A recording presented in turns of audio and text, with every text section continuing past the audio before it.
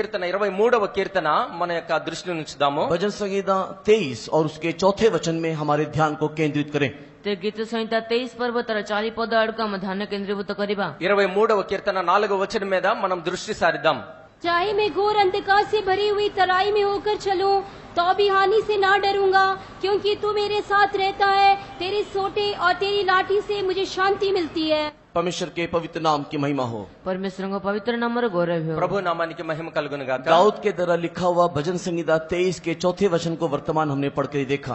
दाऊद द्वारा लिखित तो गीत संहिता 23 पर्व 4 पद का मैं वर्तमान पढ़ी की దావీదు ద్వారా రాయబడినటువంటి 23వ కీర్తన 4వ వచనాన్ని ఇప్పుడు చదువుకొని ఉన్నాము. Psalms 23 verse 4 में क्या लिखा हुआ है? गीत संहिता 23 पर्व 4 पद रे कौन लिखा जाय अछि? 23వ కీర్తన 4వ వచనంలో ఏమి రాయబడి ఉన్నది? चाहे मैं घोर अंधकार से भरा हुआ मृत्यु की तराई से होकर के क्यों ना जाऊं, हाँ मो मृत्यु छाया उपत्यका दे गमन कले हैं. గాఢాంధకారపు లోయలో నేను సంచారం చేసినప్పటికీ मुझे कुछ हानि नहीं होगा. मते कौन से क्षति हेब नहीं. నాకు ఎటువంటి అపాయము కలగదు. परमेश्वर के पवित्र नाम की महिमा होवे. परमेश्वर को पवित्र नाम गौरव ప్రభు हो. నామానికి మహిమ కలుగును గాక. क्यों मुझे कुछ हानि नहीं होगा? कौन पाए मोर कौन से क्षति हेब नहीं. ఎందు నిమిత్తము నాకు ఎటువంటి హాని కలగదు? क्योंकि मेरा परमेश्वर यहोवा मेरे साथ है. कारण मोर परमेश्वर मो सहित अछंती. ఎందుకనగా నా దేవుడైన యెహోవా నాతో ఉన్నాడు. इस वचन को लेकर के पिछले कई दिनों से हम लोग ध्यान करते आ रहे हैं और आज मैं इसे पूर्ण विराम करने के लिए आग्रह करता हूँ. तेबे ए वाक्य को नहीं हमें अनेक दिनों दान करी आसो जो आज मैं को पुण्य विराम देया पई जावोची. ఈ వాక్యం గురించి అనేక వారాలుగా నేను ధ్యానం చేస్తూ వస్తున్నాను. ఈ దినాన దాన్ని సమాప్తి చేయాలని ఆశిస్తూ ఉన్నా. परमेश्वर के पवित्र नाम की महिमा होवे. परमेश्वर को पवित्र नाम ప్రభు गौरव हो. నామానికి మహిమ కలుగును గాక. पिछले दिनों में जो सारी बातों को हमने ध्यान किया था उसके विषय में थोड़ी सी नजर हम डालेंगे. ते विगत दिन आमे जो विशेष ध्यान करथलो ता पर टिक नजर पकाइबा. మరి గత దినాల్లో చేసినటువంటి విషయాల గురించి కొద్దిగా నేను చెప్తాను. हाँ, भजन संहिता 23 के 4 में इस प्रकार लिखा है जो हमारा विषय वस्तु था. गीत संहिता 23 पर्व 4 पद ए प्रकार लिखा अछि जहा के हम विषय वस्तु थिला. 23వ కీర్తన 4వ వచనంలో రాయబడినటువంటి ముఖ్య వాక్యమై ఉన్నది. जब मैं तराई से होकर के जाऊं जो अंधकार से भरा हुआ है. तेबे जते बळे मुसे उपत्यका देई की जाय जहा के मृत्युर छाया रे परिपूर्ण. నేను ఏ లోయలో అయితే నేను ప్రయాణం చేస్తున్నానో ఆ లోయ గాఢాంధకారముతో నింపబడి ఉన్నది. वो एक ऐसी तराई है जो मृत्यु की तराई करके जाना जाता है. ताहा को एपरे उपत्यका अटे जाके मृत्युर उपत्यका बोली जाना जाए. ఆ లోయ మరణపు ఛాయతో నింపబడినటువంటి లోయగా చెప్పబడుతూ ఉన్నది. और जब मैं उस मृत्यु और अंधकार से भरे हुए तराई से जाऊं तो मुझे डरने की जरूरत नहीं है, क्योंकि कुछ हानि होने का नहीं है.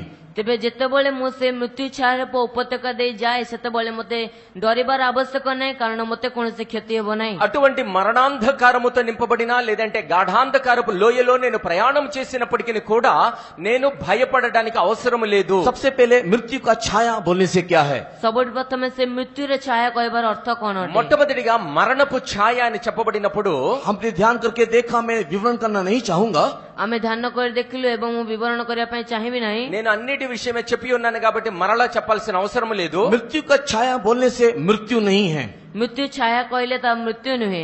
మరణపు ఛాయ అని చెప్పబడినప్పుడు అది మరణము లేదంటే మృత్యువు కాదు. क्योंकि मृत्यु के साथ सब कुछ समाप्त हो जाता है. कारण मृत्यु सहित समस्त समाप्त हो जाय थाय. ఎందుకనగా మృత్యువు ద్వారా సమస్తమును కూడా ముగించబడుతూ ఉంటుంది. किंतु मृत्यु का छाया एक ऐसी अवस्था है जो हमारे जीवन में हमें कष्ट, वेदना और सताव देता रहता है. किंतु मृत्यु छाया एपरि एक अवस्था अटे जे हम जीवन ने से कष्ट क्लेश वेदना देई थाय. ఎందుకనగా మరణపు ఛాయ అని చెప్పబడినప్పుడు మన యొక్క జీవితంలో ఒక అవస్థ అనగా కష్టము, శ్రమలు, ఇబ్బందులు, సమస్యల గురించి చూపిస్తూ ఉంటుంది. अगर मैं उस कष्ट से भरा हुआ, दुख से भरा हुआ, रोग से भरा हुआ, समस्या से भरा हुआ तराई से होकर के जाऊं तो भी मैं नहीं डरूंगा. तेबे मु जेतेबळे से कष्टपूर्ण, क्लेशपूर्ण, वेदनापूर्ण उपत्यका दे गमन करिबि तथापि मु भय करिबि नाही. ఎప్పుడైతే కష్టముతో నింపబడినా, శ్రమతో నింపబడినా, వేదనతో నింపబడినటువంటి లోయలో ప్రయాణం చేస్తున్నప్పటికీ కూడా నేను భయపడను. कारण कि ईश्वर मेरे साथ है. कारण ईश्वर मो सहित अछि. ఎందుకనగా దేవుడు నాకు తోడై ఉన్నాడు. परमेश्वर के पवित्र नाम की महिमा होवे. परमेश्वर को पवित्र नाम रो गौरव हो. ప్రభు నామానికి మహిమ కలుగును గాక. दूसरा हमने ध्यान किया था तराई.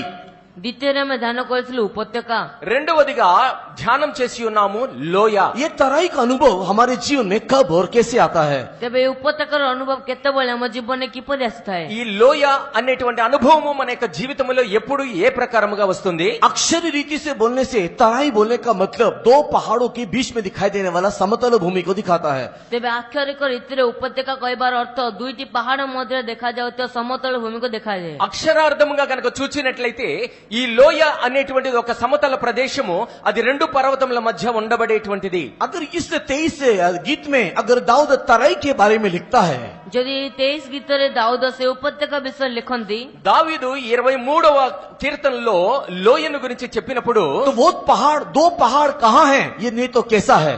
ତେବେ ସେ ଦୁଇଟି ପାହାଡ କେଉଁଠାରେ ବା କିପରି ଅଟେ? ఈ రెండు పర్వతములు ఎక్కడ ఉన్నాయి, ఏ ప్రకారముగా ఉన్నాయి? क्योंकि दो पहाड़ को अगर हम लोग समझेंगे तो परमेश्वर के प्रिय लोगों, ये तराई हमारे लिए कष्ट नहीं किंतु सुहावना होकर के बदल जाएगा। କାରଣ ଯେତେବେଳେ ଆମେ ଦୁଇଟି ପାହାଡକୁ ବୁଝିବା ସେତେବେଳେ ଉପତ୍ୟକା ଆମ ନିମନ୍ତେ କଷ୍ଟ ନୁହେଁ, ସୁବିଧା ହୋଇଯିବ। దేవుని ప్రియులారా, ఈ రెండు పర్వతముల గురించి మనకు గనక అర్థమైనట్లయితే ఈ లోయ అనేటువంటిది మనకు కష్టతరంగా ఉండదు, కానీ ఒక ఆనందమయంగా ఉంటుంది. क्योंकि ये एक आत्मिक अनुभव है, ଯେହେତୁ କି ଏହା ଏକ ଆତ୍ମିକ ଅନୁଭବ ଅଟେ, ఎందుకనగా ఇది ఒక ఆత్మీయ అనుభవమై ఉన్నది. इसी के लिए सारी बातों को एक आत्मिक रीति में हम लोग ध्यान करना चाहिए। ସେଥିପାଇଁ ସମସ୍ତ ବିଷୟକୁ ଆମେ ଆତ୍ମିକ ରୀତିରେ ଧ୍ୟାନ କରିବା ଆବଶ୍ୟକ। అందుచేతనే సమస్త విషయాలన్నిటిని కూడా ఆత్మీయ విధముగానే మనం ధ్యానం చేసుకోవాలి. ये तराई के आसपास दिखाई देने वाला दो पहाड़ 22वें अध्याय में 24वें अध्याय में हम लोग देखने पाते हैं। ତେବେ ଏ ଉପତ୍ୟକାର ଆଖପାଖରେ ଦେଖାଯାଉଥିବା ଦୁଇଟି ପାହାଡ ଆମେ 22 ପର୍ବ ଏବଂ 24 ପର୍ବରେ ଦେଖିପାରୁ। ఈ లోయకు ఇరు ప్రకారాలు ఉన్నటువంటి పర్వతాలని మనం 22వ కీర్తన 24వ కీర్తనలో రెండు పర్వతాలని మనం చూడగలుగుతూ ఉంటాం. भजन संगीता 22 में एक पहाड़, भजन संगीता 24 में एक दूसरा पहाड़, उसके बीच में भजन संगीता 23 एक तराई का अनुभव, एक समतल भूमि का अनुभव। ତେବେ ଗୀତ ସଂହିତା 22 ପର୍ବରେ ଗୋଟେ ପାହାଡ, ଗୀତ ସଂହିତା 24 ପର୍ବରେ ଗୋଟେ ପାହାଡ ଏବଂ ଗୀତ ସଂହିତା 23 ପର୍ବରେ ଏକ ଉପତ୍ୟକା ସମତଳ ଭୂమి ଦେଖାଯାଉଛି। 22వ కీర్తనలో ఒక పర్వతము, 24వ కీర్తనలో మరొక పర్వతము, ఈ రెండిటి మధ్యలో 23వ కీర్తన ఒక సమతుల్యమైనటువంటి భూమినిగా లోయగా చూపిస్తూ ఉన్నది. भजन संगीता 22 में कौन सा पहाड़ दिखाई दे रहा है?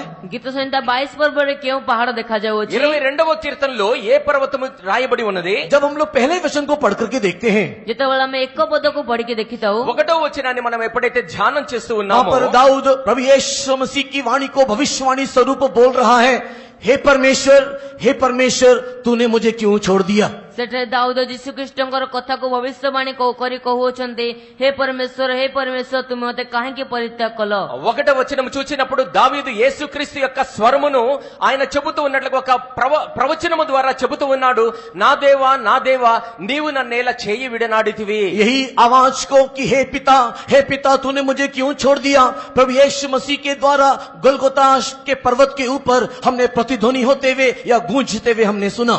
ତେବେ ସେହି ଶବ୍ଦ ଯେ ହେ ପରମେଶ୍ୱର ତୁମେ ମତେ କାହିଁକି ପରିତ୍ୟାଗ କଲ, ତାହା ପ୍ରଭୁ ଯୀଶୁଖ୍ରୀଷ୍ଟଙ୍କ ଦ୍ୱାରା ଗୋଲଗୋତା ପର୍ବତରେ ପ୍ରତିଧ୍ୱନି ହେବାର ଆମେ ଶୁଣିପାରୁ। ఇక్కడ రాయబడిన ప్రకారముగా నా దేవా నీవు నన్నేలా విడనాడితివి అని యేసుక్రీస్తు ప్రభు కల్వరి కొండ మీద సిలువ రాను మీద వ్రేలాడుతూ ఆర్త ధ్వనితో చెప్పబడుచున్నటువంటి మాటలు ఇక్కడ రాయబడి ఉన్నాయి. इस तराई का पहला अनुभव परमेश्वर के प्रिय लोगों एक गोलगोता का अनुभव। ତେବେ ଏହି ଉପତ୍ୟକାର ପ୍ରଥମ ଅନୁଭବ ପରମେଶ୍ୱର ମାନେ ଏକ ଗୋଲଗୋତାର ଅନୁଭବ। దేవుని ప్రియులారా, మొట్టమొదటిగా చెప్పబడినటువంటి ఆత్మీయ పర్వతము ఇది ఒక గొల్గొతా పర్వతముగా చెప్పబడుతూ ఉన్నది. भजन संगीता 24 और उसके तीसरे वचन को पढ़ने के समय में ଗୀତ ସଂହିତା 24 ତାର 3 ପଦ ପଢିବା ସମୟରେ 24వ కీర్తన 3వ వచనం చదివినప్పుడు वहां पर एक दूसरा पर्वत को हम लोग देखने पाते हैं, वो पवित्र पर्वत, वो सियोन पर्वत, वो यरूशलेम का पर्वत। ତେବେ ସେଠାରେ ଏକ ଦ୍ୱିତୀୟ ପର୍ବତ ଦେଖିପାରୁ, ତା ପବିତ୍ର ପର୍ବତ ସିయోନ ପର୍ବତ, ଜେରୁସାଲେମ పର୍ବତ। 3వ వచనంలో రాయబడి ఉన్నది, అక్కడ ఒక పరిశుద్ధ పర్వతము సియోను పర్వతము నూతన యెరూషలేము పర్వతముగా అక్కడ కనిపిస్తూ ఉన్నది. वहां पर परमेश्वर का पर्वत नहीं तो पवित्र पर्वत करके वहां पर लिखा हुआ है। ସେଠାରେ ସଦାପ୍ରଭୁଙ୍କ ପର୍ବତ ବା ପବିତ୍ର ପର୍ବତ ବୋଲି అది ଲେଖାଯାଇଅଛି। యెహోవా పర్వతము, అది ఒక పరిశుద్ధ స్థలము అని రాయబడి ఉన్నది. विवरण करने का समय नहीं है, इस कारण से मैं इसको ऐसे ही बोलते हुए आगे निकलता हूँ। ଏ ବିବରଣ କରିବା ସମୟ ନାହିଁ, ସେଥିପାଇଁ ମୁଁ ତାକୁ ଏପରି କହି ଆଗକୁ ବଢୁଅଛି। వివరించి చెప్పడానికి సమయం లేదు కనుక ఆ రీతిగానే చెప్పుకుంటూ వెళ్తాను. अगर एक व्यक्ति गोलगोता के अनुभव को अपने जीवन में प्राप्त किया है, ଯଦି ଜଣେ ବ୍ୟକ୍ତି ଗୋଲଗତାର ଅନୁଭବକୁ ନିଜ ଜୀବନରେ ପ୍ରାପ୍ତ ఒకవేళ କରିଅଛନ୍ତି ఒక వ్యక్తి తన యొక్క జీవితంలో గొల్గొతా అనుభవమును తన యొక్క జీవితంలో ప్రాప్తించిన తర్వాత गोलगता का अनुभव क्या है? ସେ ଗୋଲଗତାର ଅନୁଭବ କଣ ଅଟେ? గొల్గొతా యొక్క అనుభవం ఏమిటి? मुझ जैसे पापी के लिए, मुझ जैसे दीनहीन व्यक्ति के लिए, मुझ जैसे नालायक के लिए मेरा यीशु कलवरी क्रूस में मरा।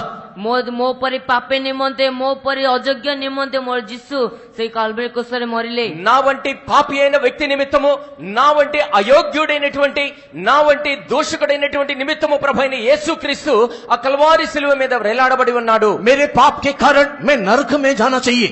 ମୋର ପାପ କାରଣରୁ ମୁଁ ନରକରେ ଯିବା ଆବଶ୍ୟକ। నా పాపము నిమిత్తము నేను నరక పాత్రుడను। मेरे बुरे बुरे चिंता के कारण, मेरे बुरे बुरे विचारों के कारण, मेरे बुरे बुरे कर्मों के कारण इस पृथ्वी में भी, आने वाले राज्य में भी मुझे शांति नहीं मिलना चाहिए।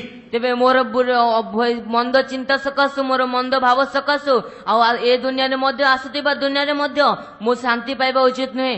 నా యొక్క దుష్ట తలంపులు, నా యొక్క చెడు కార్యముల నిమిత్తము కేవలం ఈ భూమి మీద మాత్రమే కాకుండా రానున్న దినాల్లో కూడా నా యొక్క జీవితంలో శాంతి అనేటువంటిది కలగకుండా ఉంటుంది। मरने के बाद नित्य नरक में मैं जाना चाहिए। ସେ ମରିଲା ପରେ ନିତ୍ୟ ନରକରେ ଯିବା ଉଚିତ ନୁହେଁ। మరణించిన తర్వాత నేను నిత్య నరకాగ్నిలో పడిపోవాల్సినటువంటి వాడను। लेकिन पता नहीं कहां से एक परमेश्वर मेरे जीवन में आता है और मेरे सारे पापों को हरण करके कलवरी क्रूस में मेरे बदले में वो मरता है।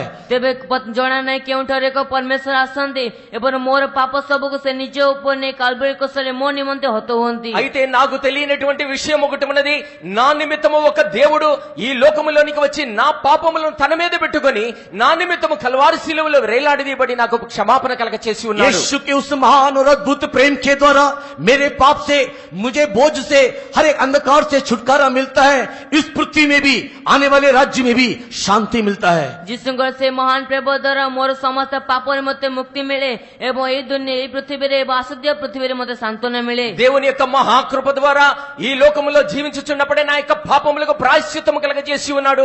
కేవలం ఇప్పుడు మాత్రమే కాకుండా రాబోయే దినాల్లో, రానున్న లోకములో కూడా నాకు శాంతిని అనుగ్రహిస్తూ ఉన్నాడు। हाँ परमेश्वर के प्रिय लोगों, हमें इस पृथ्वी में भी, आने वाले राज्य में भी शांति देने के लिए, सुकून देने के लिए, आनंद देने के लिए, तसल्ली देने के लिए, आरोग्य देने के लिए यीशु मसीह कलवरी क्रूस में मरा। ହଁ ପ୍ରଭୁ ପରମେଶ୍ୱର ପ୍ରିୟ ଲୋକମାନେ, ଏଇ ପୃଥିବୀରେ ବା ଆସୁଥିବା ରାଜ୍ୟରେ ଆମକୁ ଶାନ୍ତି, ସାନ୍ତ୍ୱନା, ସୁଖ ଦେବା ନିମନ୍ତେ ଆମ ଯୀଶୁ ଖ୍ରୀଷ୍ଟ କାଲଭାରୀ କ୍ରୁସରେ మరిలే। దేవుని ప్రియులారా, ఈ లోకములో జీవించుచున్నప్పుడు మాత్రమే కాకుండా రానున్న దినానములో నిత్య రాజ్యములో కూడా మనందరికీ కూడా ఒక శాంతి, సమాధానమును, ఆరోగ్యమును, ఆనందమును కలిగజేసే నిమిత్తం ప్రభు అయిన యేసు ఆ కల్వారి శిలువ మీద వేలాడదీయబడి ఉన్నాడు। जो भी कोई अपने पापों को कबूल करते हुए, ଯେ କେହି ନିଜ ପାପକୁ ସ୍ୱୀକାର କରି, ఎవరైతే తమ యొక్క పాపముల నిమిత్తం పశ్చాత్తాపపడతారో, मैं अयोग्य हूं इस बात को अनुभव करते हुए, ମୁଁ ଯେ ଅଯୋଗ୍ୟ ଏ ବିଷୟକୁ ଅନୁଭବ କରି, నేను అయోగ్యుడను అనేటువంటి మాట అనుభవములనికి తీసుకున్నప్పుడు, मेरे चिंता में, मेरे कामों में, मेरे क्रिया में मैं पापी हूं इस बात को मानते हुए, ମୋର ଚିନ୍ତାରେ, ମୋ କାର୍ଯ୍ୟରେ, କର୍ମରେ ମୁଁ ପାପୀ ଅଟେ ଏ ବିଷୟକୁ ମାନି, నా యొక్క ఆలోచనలలో, నా యొక్క కార్యములలో కేవలము నేను పాపిని అని అతను గనక స్వీకరించినట్లయితే, यीशु मसीह के कदमों में, कलवरी क्रूस के पास में पाप क्षमा के लिए आने से यीशु मसीह किसी को भी इनकार नहीं करता है। ଯେବେ ଯୀଶୁ ଖ୍ରୀଷ୍ଟଙ୍କ ପାଖକୁ କାଲଭାରୀ କ୍ରୁସ ନିକଟରେ ପାପର କ୍ଷମା ନିମନ୍ତେ ଆସିଲେ ଯୀଶୁ ଖ୍ରୀଷ୍ଟ କାହାକୁ ମନା କରନ୍ତି ନାହିଁ। అటువంటి వారు గనక యేసుక్రీస్తును అంగీకరించి యేసుక్రీస్తు యొక్క శిలువ దగ్గరికి గనక వచ్చినట్లయితే ఆయన ఎంత మాత్రము కూడా త్రోసివేయడు। परमेश्वर के बहुत नाम की महिमा होवे। ପରମେଶ୍ୱରଙ୍କ ପବିତ୍ର ନାମର ଗୌରବ ప్రభు ହେଉ। నామానికి మహిమ కలుగును గాక। जो भी कोई यीशु मसीह के पास आता है उसे वो किसी भी रीति से रद्द नहीं करता, मना नहीं करता करके यीशु मसीह ने कहा। ତେବେ ଯେ କେହି ଯୀଶୁ ଖ୍ରୀଷ୍ଟଙ୍କ ପାଖକୁ ଆସେ ସେ ତାକୁ କୌଣସି ରୀତିରେ ବାହାର କରିଦିଅନ୍ତୁ ନାହିଁ ବୋଲି ଯୀଶୁ ଖ୍ରୀଷ୍ଟ ఎవరైనా କହିଲେ। సరే మన ప్రభు అయిన యేసుక్రీస్తు చెంతకు గనక వచ్చినట్లయితే ఆయన ఎంత మాత్రము కూడా త్రోసివేయుడు, తృణీకరించబడని యేసుక్రీస్తు సొంతంగా చెబుతూనే ఉన్నాడు। पढ़ेंगे यूहन्ना रचित सुसमाचार में यीशु मसीह ने किस प्रकार कहा, उसके 6 अध्याय 37 वचन, John the gospel chapter 6 verse 37। John ଲିଖିତ ସୁସମାଚାର 6 ପର୍ବର 36 పద। యోహాను సువార్త 6వ అధ్యాయం 37వ వచనములో ఏ రీతిగా ప్రభు చెబుతున్నాడో దయచేసి చదవండి। जो कुछ पिता मुझे देता है वह सब मेरे पास आएगा और जो कोई मेरे पास आएगा उसे मैं कभी ना निकालूंगा। परमेश्वर के बहुत नाम की महिमा होवे। ପରମେଶ୍ୱରଙ୍କ ପବିତ୍ର ନାମର ଗୌରବ ହେଉ। ప్రభు నామానికి మహిమ కలుగును గాక। यीशु मसीह बोल रहा है, कोई भी व्यक्ति धर्मी, शुद्ध, अच्छा, संपन्न, धनी, ज्ञानी, शिक्षित ऐसे लोगों के लिए नहीं बोल रहा है। कोई भी व्यक्ति किसी भी प्रकार की अवस्था में, किसी भी प्रकार के पाप से, किसी भी प्रकार के बोझ के साथ मेरे पास अर्थात यीशु के पास आने से यीशु उसको इनकार नहीं करता है। तेबे जीशु ख्रीष्ट एठरे कोनसे ज्ञानी बा एपरि धनी व्यक्ति विषय कहउनांती किंतु जे कोनसे व्यक्ति जदि कोनसे पाप क्षमा निमंते मो पाखु आसे से कहउछन्ति मु तो केबे मना करिबि नाही। యేసుక్రీస్తు కేవలము ధనికుల నిమిత్తం కానీ నీతిమంతుల నిమిత్తం కానీ మంచివారి నిమిత్తం మాత్రం ఈ విషయం చెప్పటం లేదు, కానీ పాపముతో భారముతో దోషముతో నింపబడినటువంటి వారు ఎవరైనా సరే ఆయన దగ్గరికి వస్తే ఆయన ఎంత మాత్రము కూడా బయటికి త్రోసివేయను అని ప్రభు చెబుతూ ఉన్నాడు। परमेश्वर के पवित्र नाम की महिमा होवे। परमेश्वर को पवित्र नाम रो गौरव हो। ప్రభు నామానికి మహిమ కలుగును గాక। प्रभु यीशु मसीह के कलवरी क्रूस के मृत्यु के कारण यीशु मसीह के पास आने का हियाब हमें प्राप्त हुआ है। ते प्रभु जीशु ख्रीष्ट काल्वरी क्रूस मृत्यु सकाशो ते प्रभु जीशु को पाखु आसेबार अधिकार हमको मिलियो छी। యేసుక్రీస్తు యొక్క కల్వారి శిలువ మరణము ద్వారా యేసుక్రీస్తు యొద్దకు వచ్చేటువంటి ధైర్యము మనకు కలిగి ఉన్నది। इसी के लिए इब्रानी की किताब उसके 4 अध्याय 16 वचन में लिखा हुआ है, कोई भी व्यक्ति यीशु मसीह के सम्मुख में, उस अनुग्रह के सिंहासन के सम्मुख में हियाब के साथ आ सकता है। सेते एब्री पुस्तक 4:16 पद लेखा अछि जे कोनसे व्यक्ति से अनुग्रह सिंहासन सम्मुखरे साहस्र सहित आसी परे। అందుచేతనే హెబ్రీయులకు రాసిన పత్రిక 4వ అధ్యాయం 16వ వచనములో రాయబడుతూ ఉన్నది, ఎవరైనా సరే కృప పొందినట్లు ఆ కృపా సింహాసనము దగ్గరికి ధైర్యంగా వచ్చేలా ప్రభు అనుగ్రహించి ఉన్నాడు। कोई भी व्यक्ति उसकी दया पाने के लिए, यीशु मसीह की करुणा पाने के लिए, उससे क्षमा पाने के लिए, उससे मुक्ति पाने के लिए आने से यीशु उसको इनकार नहीं करेगा। जे कोनसे व्यक्ति दया पाइबा निमंते से अनुग्रह पाइबा निमंते कृपा पाइबा निमंते जिसको पाखु आसले यीशु ख्रीष्ट तको मना कर देबे नाही। ఏ వ్యక్తి అయినను సరే ఆయన యొద్ద కృప దయ అనుగ్రహం పొందేటప్పుడు ఆయన యొద్దకు గనుక వచ్చినట్లయితే ఆయన ఏ మాత్రమును కూడా బయటికి త్రోసివేయడు। यही गोलगोता का अनुभव है। तहा ही गोलगोतार अनुभव अटे। అదే గొల్గొతా యొక్క అనుభవం అయి ఉన్నది। कोई यीशु ने कलवरी क्रूस में हमारे लिए किया हुआ अनुभव है। तहा ही यीशु ख्रीष्ट कल्वरी क्रूस रे आम निमंते करिथिबा अनुभव అదే अटे। మన ప్రభు అయిన యేసుక్రీస్తు మనందరి నిమిత్తము కల్వారి శిలువలో చేసినటువంటి అనుభవం అయి ఉన్నది। उस गोलगोता के अनुभव में उद्धार है। से गोलगोतार अनुभव रे उद्धार अछि। ఆ గొల్గొతా అనుభవములో రక్షణ ఉన్నది। उस गोलगोता के अनुभव में शांति है। से गोलगोतार अनुभव रे शांति ఆ अछि। గొల్గొతా అనుభవములో శాంతి ఉన్నది। उस गोलगोता के अनुभव में एक नया जीवन है। से गोलगोतार अनुभव एक नूतन जीवन अछि। ఆ గొల్గొతా అనుభవములో నూతన జీవం उस ఉన్నది। गोलगोता के अनुभव में एक नया मार्ग है। से गोलगोतार अनुभव रे एक नूतन मार्ग ఆ अछि। గొల్గొతా అనుభవములో నూతన మార్గము वहां ఉన్నది। पर विश्वास है, वहां पर आशा है। जेउठारे विश्वास अछि सेठारे आशा अछि। దానిలో మనకు నిరీక్షణ ఉన్నది, ఒక ఆశ ఉన్నది। कोई भी उसकी ओर देखने वाले लज्जित नहीं होते हैं। केही मध्ये तांकड़ को देखथिबा लोक लज्जित हेबे దాని नाही। వైపు చూస్తున్నటువంటి వాడు ఎవడు కూడా సిగ్గుపడడు। परमेश्वर के पवित्र नाम की महिमा होवे। परमेश्वर को पवित्र नाम रो गौरव ప్రభు हो। నామానికి మహిమ కలుగును గాక। लेकिन वो अनुभव यीशु हमको क्यों देता है? किंतु सही अनुभव जिस हमको कोन पय दियंती అటువంటి అనుభవము యేసు మనకి ఎందుకు ఇస్తాడు? क्यों यीशु हमारे लिए कलवरी क्रूस में मरा? कोन पय जिस हम निमंते कल्वरी क्रूस रे मरिले। ఎందు నిమిత్తము యేసు మన నిమిత్తము కల్వారి శిలువలో మరణించి ఉన్నాడు? इस पृथ्वी में शांति देने के लिए नहीं, ए पृथ्वी रे हमको शांति देबा निमंते नुहे। ఈ భూమి మీద శాంతినిచ్చు నిమిత్తము కాదు। इस पृथ्वी में थोड़ा सा लंबा उम्र देने के लिए नहीं, ए पृथ्वी रे टिके अल्प अधिक आयु देबा पय नुहे। ఈ భూమి మీద కొంత ఆయుష్ పెంచు నిమిత్తమే కాదు। इस पृथ्वी में धन संपत्ति मान कीर्ति शोहरत देने के लिए नहीं, ए पृथ्वी धन संपत्ति नाम एपरि अधिक देबा पय नुहे। ఈ భూమి మీద ఎవరికి ధనము సంపత్తి ఆరోగ్యాన్ని ఇవ్వడానికి మాత్రము కాదు। फिर क्यों यीशु हमारे लिए मरा? तथापि जिसु कोन पे हम निमंते मरिले। మరి ఎందు నిమిత్తము మన నిమిత్తము యేసు మరణించి ఉన్నాడు? कोई दूसरे पहाड़ में हम लोग देख सकते हैं। तहा में द्वितीय पहाड़ रो अनुभव रे देखि पारो। అదే రెండవ పర్వతం మీద మనం कोई చూడగలుగుతాము। भजन संगीता 24 के 3 वचन में लिखा हुआ पहाड़ है। तहा गीत संहिता 24 पर्व 3 पदे लिखा जायते पहाड़ అదే अटे। విషయం 24వ కీర్తన 3వ వచనములో రాయబడినటువంటి పర్వతం అయి ఉన్నది। क्यों यीशु मसीह हमारे लिए मरा? कोन पे जिसु ख्रीष्ट हम निमंते मरिले। ఎందు నిమిత్తము యేసు మన నిమిత్తం మరణించి ఉన్నాడు? ताकि हम उस पवित्र पर्वत में, नित्य राज में, स्वर्गराज में यीशु के साथ सदा सदा काल के लिए, युगाना युग के लिए वास करने पाए, राज्य करने पाए। जादर के हमें तंग जिसुंग सहित से पवित्र पर्वत रे सदा काल पय जुग जुग पय से राज्य करि परिबो। ఆ రెండవ పర్వతమైనటువంటి ఆ సియోను యెరూషలేము పర్వతం మీద మనము యుగాయుగములు సర్వకాలము కూడా మన ప్రభువైన యేసుక్రీస్తుతో నివాసము చేసే నిమిత్తము ఆయన మరణించి ఉన్నాడు। परमेश्वर के पवित्र नाम की महिमा होवे। परमेश्वर को पवित्र नाम रो गौरव हो। ప్రభు నామానికి మహిమ కలుగును గాక। यीशु ने गोलगोता में हमको उद्धार दिया ताकि हम स्वर्ग जाकर के पहुंच जाए। ଯୀଶୁଖ୍ରୀଷ୍ଟ ଗୋଲଗତାରେ ଆମକୁ ଉଦ୍ଧାର ଦେଲେ ଯାହା ଦ୍ୱାରା କି ଆମେ ଯେ ସ୍ୱର୍ଗରେ ପହଞ୍ଚିବୁ। యేసుక్రీస్తు కల్వారి ఆ గొల్గొతా పర్వతం మీద మరణించి ఉన్నాడు. ఎందుకనగా దాని ద్వారా కలిగినటువంటి రక్షణ ద్వారా రెండవ పర్వతమైనటువంటి ఆ పరలోకములోనికి మనం ప్రవేశించులాగన। लेकिन उद्धार पाने के दिन से लेकर के परमेश्वर के राज्य के दिन तक के बीच में एक अनुभव है। କିନ୍ତୁ ଉଦ୍ଧାର ପାଇବା ଦିନ ଠାରୁ ନେଇ ପରମେଶ୍ୱରଙ୍କ ରାଜ୍ୟ ଦିନ ପର୍ଯ୍ୟନ୍ତ ଏକ ଅନୁଭବ ଅଛି। అయితే మనము రక్షణ పొందిన దినము మొదలుకొని ఆయన యొక్క దినము రాకడ పర్యంతము కూడా ఆ మధ్యలో కొంత కాలము ఉన్నది। वही परमेश्वर के प्रिय लोगों, वर्तमान हमारे जीवन का अनुभव, वर्तमान हमारे आत्मिक अवस्था का अनुभव है, वही है तराई का अनुभव। ତାହା ହିଁ ପରମେଶ୍ୱର ଆମ ଜୀବନର ଅନୁଭବ, ଆମ ଆତ୍ମିକ ଜୀବନର ଅନୁଭବ, ତାହା ହିଁ ଉପତ୍ୟକାର ଅନୁଭବ। అందుచేతనే దేవుని ప్రియులారా, ఆ యొక్క మార్గం ఏదైతే ఉన్నదో, ఆ ప్రయాణం ఏదైతే ఉన్నదో, మన యొక్క ఆత్మీయ జీవితంలో ఉన్నటువంటి ఆ అనుభవము లోయ అనుభవం లాగానే ఉన్నది। उद्धार के बाद तुरंत परमेश्वर हमको परमेश्वर के राज्य में लेकर के नहीं जाता है। ఉద్ధార ପରେ ତୁରନ୍ତ ପରମେଶ୍ୱର ତାଙ୍କ ରାଜ୍ୟରେ ଆମକୁ ନେଇଯାଆନ୍ତି ନାହିଁ। రక్షణ పొందిన వెంటనే దేవుని యొక్క రాజ్యంలోనికి ఆయన తీసుకొని పోడు। क्यों हमको तुरंत लेकर के नहीं जाता है? କଣ ପାଇଁ ଆମକୁ ତୁରନ୍ତ ନେଇଯାଆନ୍ତି ନାହିଁ? మరి ఎందు నిమిత్తమే వెంటనే ఆయన యొక్క రాజ్యంలోనికి తీసుకొని పోడు? उद्धार पाने के बाद, हम एक नया जन्म को पाने के बाद हमारा जीवन में एक परिवर्तन, यीशु के समान एक परिवर्तन आना चाहिए। ତେବେ ଉଦ୍ଧାର ପାଇବା ପରେ ଆମେ ଏକ ନୂତନ ଜୀବନ ପାଇବା ପରେ ଯୀଶୁଙ୍କ ପରି ଆମ ଜୀବନ ଏକ ପରିବର୍ତ୍ତନ ଆସିବା ଆବଶ୍ୟକ। మనము రక్షణ పొందిన తర్వాత, నూతన జీవము పొందిన తర్వాత మన యొక్క జీవితంలో యేసు క్రీస్తులుగా మార్పు చెందేటువంటి అనుభవంలోనికి మనం రావాలి। उत्पत्ति की किताब उसके पहले अध्याय और उसके 26वें वचन को पढ़ने के समय में, ଆଦି ପୁସ୍ତକ ପ୍ରଥମ ପର୍ବ 26 ପଦ ପଢିବା ସମୟରେ, ఆది కాండం మొదటి అధ్యాయం 26వ వచనం చూచినప్పుడు, जेनेसिस चैप्टर 1 एंड वर्स 26 पढ़ने के समय में, ଆଦି ପୁସ୍ତକ 1 ପର୍ବ 26 ପଦ ପଢିବା ସମୟରେ, ఆది కాండం 1వ అధ్యాయం 26వ వచనం చదివినప్పుడు वहां पर तृतीय परमेश्वर इस प्रकार आलोचना कर रहा है, बातचीत कर रहा है।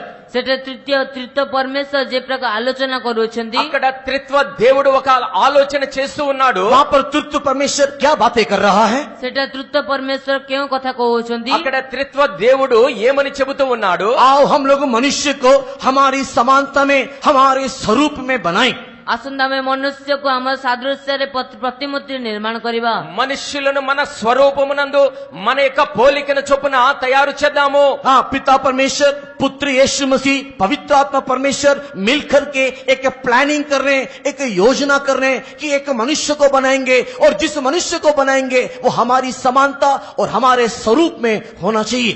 ସେଟା ପିତା ପରମେଶ୍ୱର, ପୁତ୍ର ଯୀଶୁଖ୍ରୀଷ୍ଟ ଏବଂ ପବିତ୍ର ଆତ୍ମା ପରମେଶ୍ୱର ସେମାନେ ମିଳିତ ଏକ ଯୋଜନା କରୁଅଛନ୍ତି। ଆସନ୍ତୁ ଆମେ ମନୁଷ୍ୟକୁ ନିର୍ମାଣ କରିବା ଯିଏକି ଆମର ପ୍ରତିମୂର୍ତ୍ତିରେ ଏବଂ ଆମ ସାଦୃଶ୍ୟରେ ହେବ।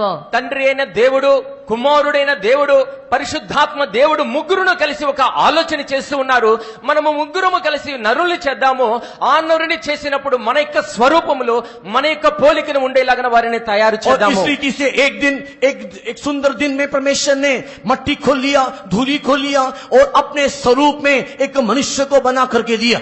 ସେତି କାରଣରୁ ଏକ ସୁନ୍ଦର ଦିନ ଦେଖି ପରମେଶ୍ୱର ମାଟିକୁ ନେଇ ନିଜ ପ୍ରତିମୂର୍ତ୍ତିରେ ଏକ ମନୁଷ୍ୟ ନିର୍ମାଣ କଲେ। ఒక శుభదినాన తండ్రి అయిన దేవుడు, త్రిత్వ దేవుడు ఆ భూమిని త్రవ్వి అందులోంచేటువంటి ఆ మట్టి ద్వారా నరుని చేసి ఉన్నాడు। उससे मट्टी से जिस मनुष्य को बनाया वो परमेश्वर का छवि था, नहीं तो परमेश्वर का एक प्रतिरूप था। ତେବେ ସେ ମାଟିରେ ଯୋଉ ମନୁଷ୍ୟକୁ ନିର୍ମାଣ କଲେ ସେ ପରମେଶ୍ୱରଙ୍କ ପ୍ରତିମୂର୍ତ୍ତି ବା ଏକ ଛବି ଥିଲା। ఆ మట్టి ద్వారా ఏ నరుడైతే చేయబడి ఉన్నాడో ఆ నరుని యొక్క స్వరూపము, పోలిక మన తండ్రి అయిన మా త్రిత్వ దేవుని యొక్క స్వరూపమై ఉన్నది। परमेश्वर के पवित्र नाम की महिमा होवे। ପରମେଶ୍ୱରଙ୍କ ପବିତ୍ର ନାମର ଗୌରବ ప్రభు ହେଉ। నామానికి మహిమ కలుగును గాక। लेकिन जिस मनुष्य को परमेश्वर ने अपने स्वरूप में बनाया, କିନ୍ତୁ ଯେଉଁ ମନୁଷ୍ୟକୁ ପରମେଶ୍ୱର ନିଜ ସ୍ୱରୂପରେ ତିଆରି କଲେ, అయితే ఏ మనుష్యుడైతే దేవుడు తన యొక్క స్వరూపములో తయారు చేసి ఉన్నాడో परमेश्वर ने सबसे पहले उसके सामने एक परीक्षा रखा। ପରମେଶ୍ୱର ସବୁଠୁ ପ୍ରଥମେ ତାଙ୍କ ସମ୍ମୁଖରେ ଏକ ପରୀକ୍ଷା ରଖିଲେ। మొట్టమొదటిగా ఆ నరుని ఎదుట ఒక పరీక్షను దేవుడు పెట్టి ఉన్నాడు। पता है वो परीक्षा परमेश्वर ने क्यों रखा था?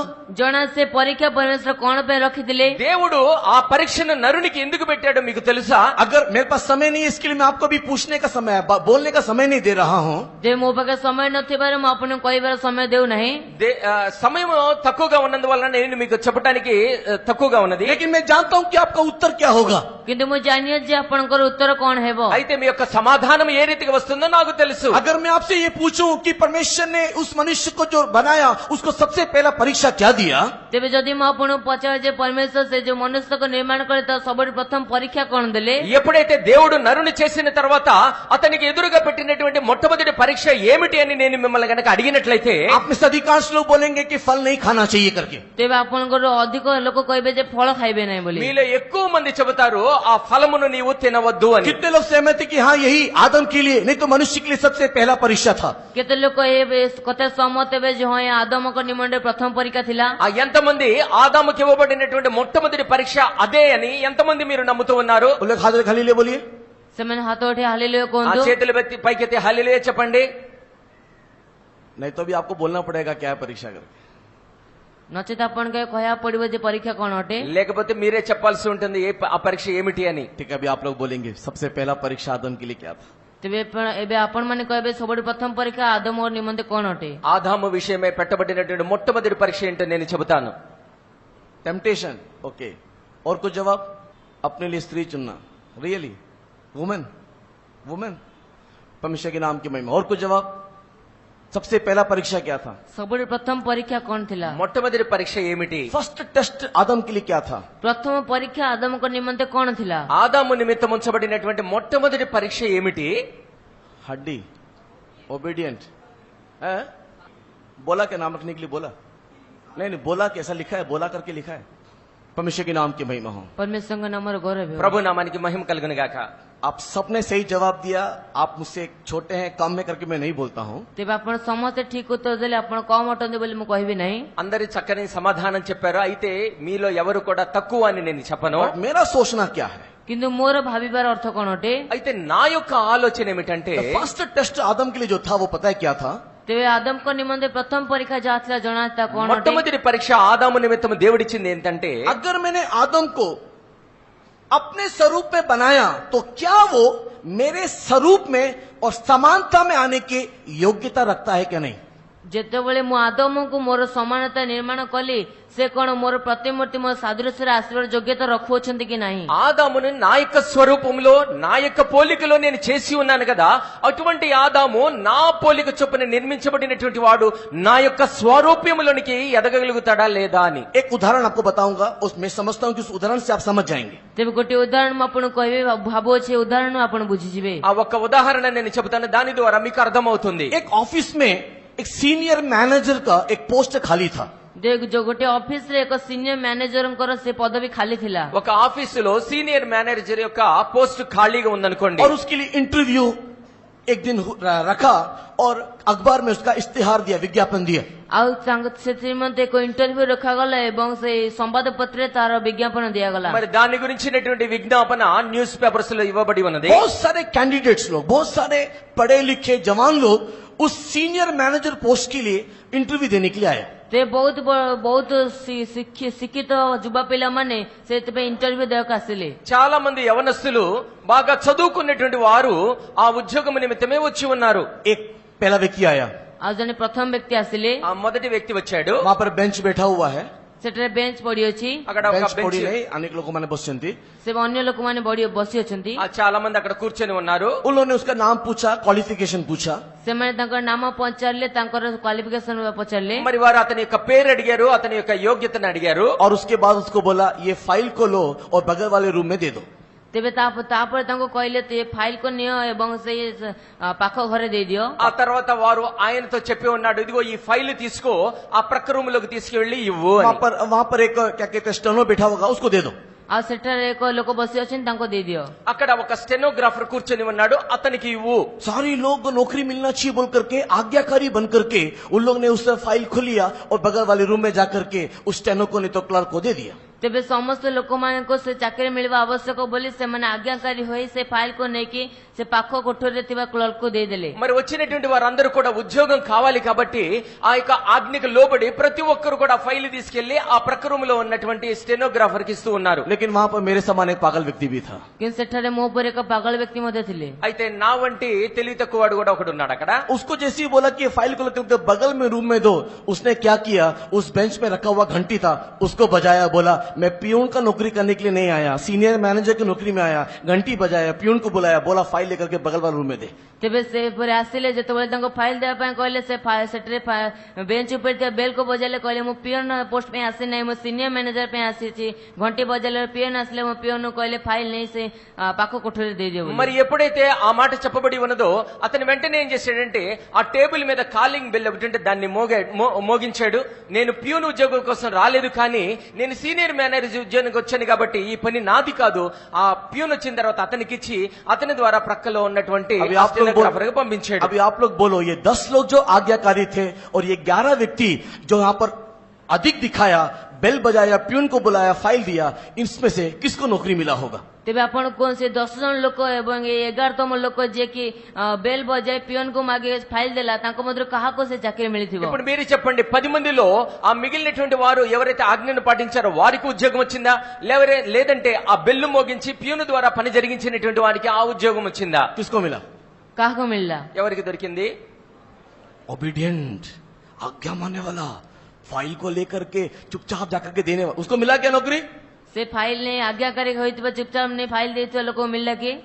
ఆజ్ఞ పాటించి ఆ ఫైల్ ని తీసుకెళ్లి పెట్టినటువంటి వారికి అనుగ్రహించబడి ఉన్నదా? परमेश्वर के नाम की महिमा होवे। ପରମେଶ୍ୱରଙ୍କ ନାମର ଗୌରବ ହେଉ। ప్రభు నామానికి మహిమ ऐसा కలుగును बहुत గాక। सारा एग्जाम्पल है, बोलने का समय नहीं है। ఎప్పుడు ଅନେକ ఉదాహరణ ଅଛି, କହିବା ପାଇଁ ସମୟ ନାହିଁ। ఈ ప్రకారంగా అనేకమైన ఉదాహరణలు ఉన్నాయి, సమయం లేదు। उसी प्रकार ସେଇ ପ୍ରକାର అదే ప్రకారంగా सारी सृष्टि को परमेश्वर ने एक शब्द में बनाया। ତେବେ ସମସ୍ତ ସୃଷ୍ଟିକୁ ପରମେଶ୍ୱର ଏକ ଶବ୍ଦରେ ତିଆରି କଲେ। సమస్త సృష్టిని కూడా దేవుడు ఒక శబ్దముతో నిర్మించి लेकिन ఉన్నాడు। मनुष्य को परमेश्वर ने अपनी समानता में, अपने स्वरूप में एक दिन का टाइम लेकर के उसने बैठ करके उसको रूप दिया, उसको ढांचा दिया, उसको नाक और नक्शा दिया और अपने समान बनाया। କିନ୍ତୁ ମନୁଷ୍ୟକୁ ପରମେଶ୍ୱର ନିଜ ସମାନତାରେ, ନିଜ ସ୍ୱରୂପରେ, ନିଜ ପ୍ରତିମୂର୍ତ୍ତିରେ ତାକୁ ଗୋଟିଏ ଦିନ ବସି ତାକୁ ରୂପ ଦେଇକି ତାକୁ ନିର୍ମାଣ అయితే କଲେ। నరుని నిర్మించేటప్పుడు మాత్రము దేవుడు ఒక్క దినమంతా తీసుకొని ఆ యొక్క రూపములో, ఆ యొక్క స్వరూపములో, తన యొక్క ఆ యొక్క మూర్తిత్వంలోనికి ఆయన తయారు చేయడానికి ఒక దినమంతా తీసుకొని ఉన్నాడు। उसके बाद इसको जानवरों के सामने रखा।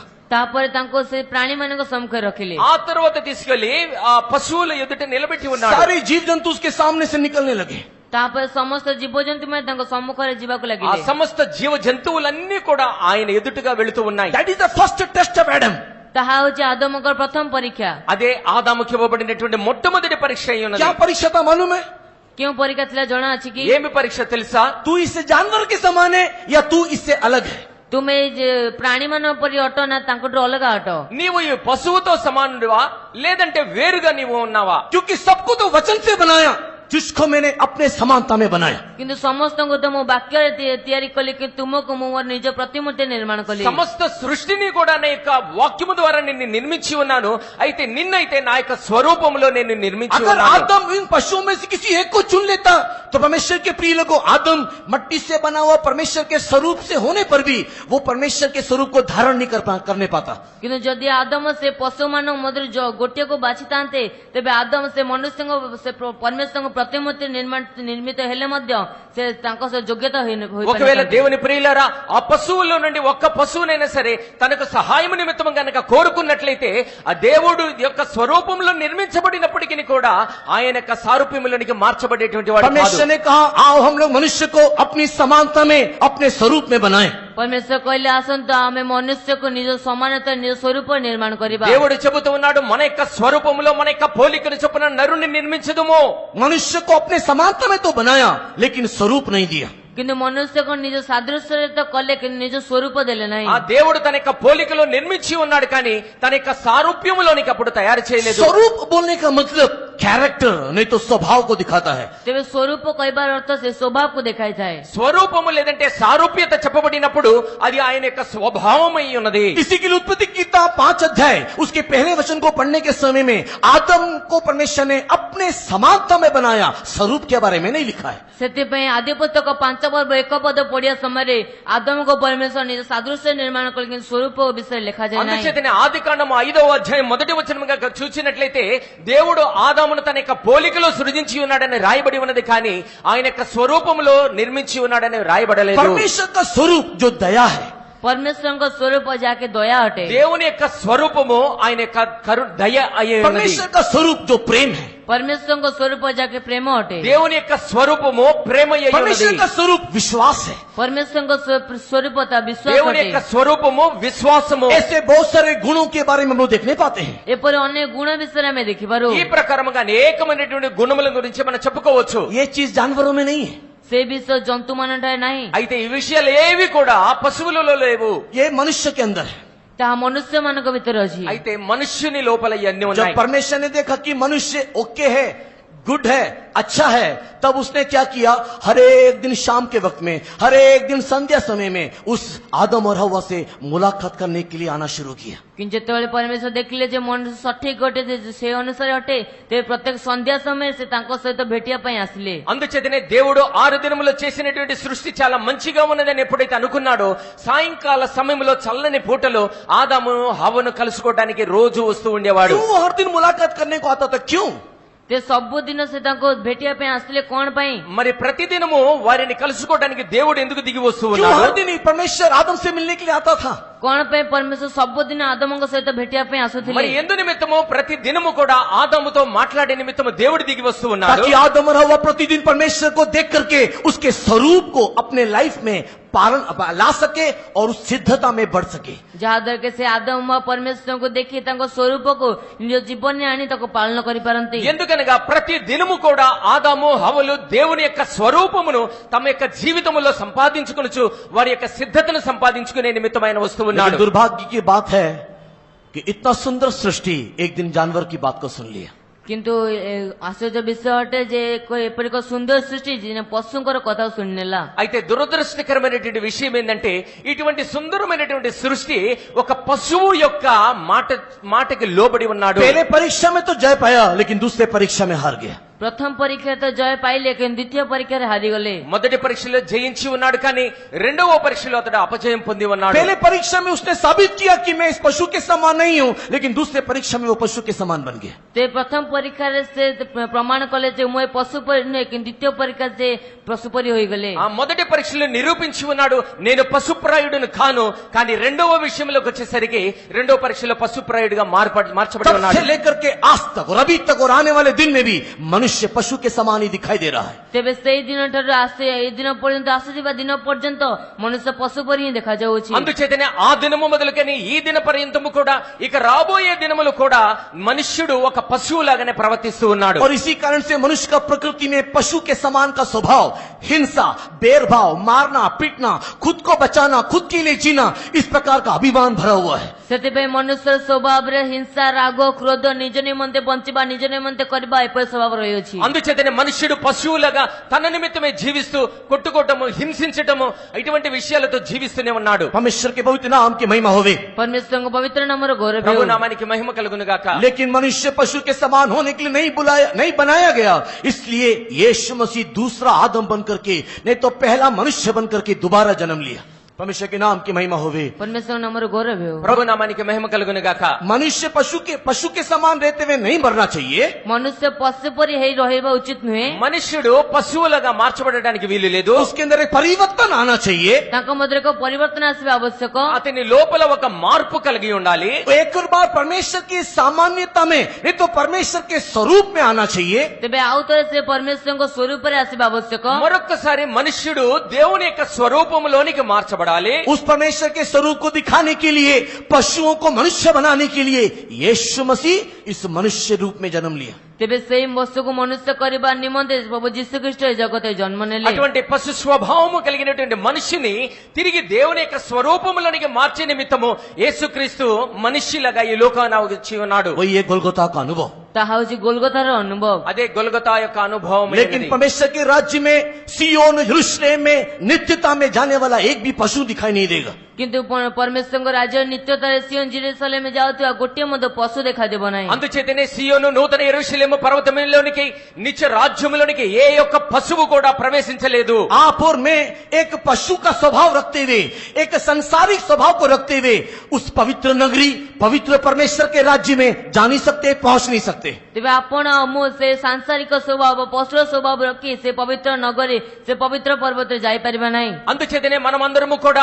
పశువు యొక్క స్వభావమును పొంది ఈ పార్థివ స్వభావమును కలిగినట్లయితే ఆ పరిశుద్ధ పర్వతము దేవుని యొక్క రాజ్యములోనికి మనము ప్రవేశించలేము. इसी कारण से ସେଇ କାରଣରୁ ఆ కారణము చేత गोलगोथा के अनुभव से लेकर के ଗୋଲଗୋତାର ଅନୁଭବ ଠାରୁ ନେଇ గొల్గొతా అనుభవము మొదలుకొని नित्यता में पहुंचने के बीच में ନିତ୍ୟତାରେ ପହଞ୍ଚିବାର ମଧ୍ୟରେ ఆ నిత్యత్వములోనికి ప్రవేశించేంత దినము వరకు కూడా एक तराई का अनुभव परमेश्वर ने बना करके दिया। ଏକ ଉପତ୍ୟକାର ଅନୁଭବ ପରମେଶ୍ୱର ତିଆରି ఒక କରିଦେଲେ। లోయ అనుభవము మన యొక్క జీవితంలో దేవుడు ఉంచి ఉన్నాడు. ये तराई का अनुभव हमारे लिए रूपांतर करने वाला जगह है। ତେବେ ଏହି ଉପତ୍ୟକାର ଅନୁଭବ ଆମ ନିମନ୍ତେ ରୂପାନ୍ତର କରିବା ସ୍ଥାନ ଅଟେ। ఈ లోయ అనుభవం ఏదైతే ఉన్నదో మన యొక్క స్వభావాన్ని రూపాంతరము చెందించేటువంటి లోయ అయి ఉన్నది. ये तराई का अनुभव हमारे जीवन को परमेश्वर के स्वरूप में बदलने वाला अनुभव है। ତେବେ ଉପତ୍ୟକାର ଅନୁଭବ ଆମ ଜୀବନକୁ ପରମେଶ୍ୱରଙ୍କ ସ୍ୱରୂପରେ ବଦଳାଇବାର ఈ ଅନୁଭବ లోయ ଅଟେ। అనుభవము లేదంటే రూపాంతరపు అనుభవము దేవుని యొక్క స్వరూపములోనికి మనల్ని నడిపించేటువంటి మార్చేటువంటి అనుభవం అయి ఉన్నది. लेकिन इस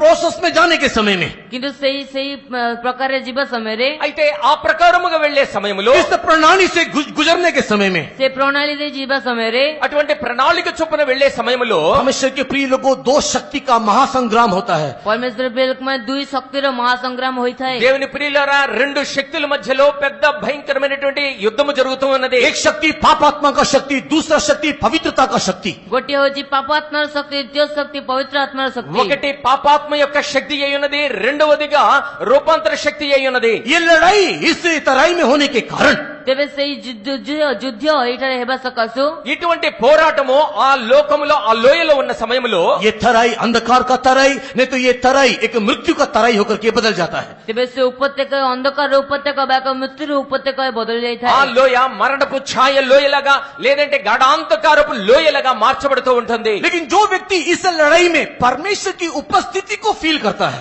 କିନ୍ତୁ ଯେଉଁ ବ୍ୟକ୍ତି ଏହି ଉପତ୍ୟକାରେ ପରମେଶ୍ୱରଙ୍କ ଉପସ୍ଥିତିକୁ ଅନୁଭବ କରେ, అయితే ఏ వ్యక్తి అయితే ఈ లోయ గుండా వెళుచున్నప్పుడు దేవుని యొక్క సన్నిధిని అనుభవిస్తూ ఉంటాడో, जो व्यक्ति इस लड़ाई में परमेश्वर के साथ रहता है और परमेश्वर को देखता रहता है, କିନ୍ତୁ ଯେଉଁ ବ୍ୟକ୍ତି ଏହି ଉପତ୍ୟକାରେ ପରମେଶ୍ୱରଙ୍କ ସହିତ ରୁହେ ଏବଂ ପରମେଶ୍ୱରଙ୍କୁ ଦେଖିଥାଏ, ఏ వ్యక్తి అయితే ఇటువంటి పోరాటంలో దేవుని యొక్క సన్నిధిని దేవుని యొక్క శక్తిని అనుభవించినటువంటి వాడై ఉంటాడో, वही लोग जय पाकर के सियोन यरूशलेम में पहुंचते हैं। ସେହି ଲୋକମାନେ ଜୟ ପାଇ ସିଓନ ଜେରୁସାଲେମରେ ପହଞ୍ଚିଥାନ୍ତି। అటువంటి వారు మాత్రమే జయించి సియోనులో నూతన యెరూషలేములో ప్రవేశిస్తారు. परमेश्वर के बहुत नाम की महिमा होवे। ପରମେଶ୍ୱରଙ୍କ ପବିତ୍ର నామର ଗୌରବ ప్రభు ହେଉ। నామానికి మహిమ కలుగును గాక. इसके लिए प्रिय लोगों, आप उद्धार पाने के बाद परमेश्वर के राज्य की ओर जाने के समय में कष्ट, क्लेश, वेदना, परीक्षा, मृत्यु के अनुभव में जाने के समय में कुड़कुड़ाना नहीं, क्योंकि वो आपको बदल रहा है। କିନ୍ତୁ ପରମେଶ୍ୱର ପ୍ରିୟ ଲୋକମାନେ ଆପଣ ଉଦ୍ଧାର ନେଇ ସିଓନ ଜେରୁସାଲେମ ଆଡ଼କୁ ଯିବା ସମୟରେ, କଷ୍ଟ କ୍ଲେଶ ସମୟରେ, మృత్యు ସମୟରେ ଆପଣ ବଚସା କରନ୍ତୁନି, କିନ୍ତୁ କାହିଁକି ନା ସେ ଆପଣଙ୍କୁ ବଦଳାଉଛନ୍ତି। అందుచేతనే దేవుని ప్రియులారా,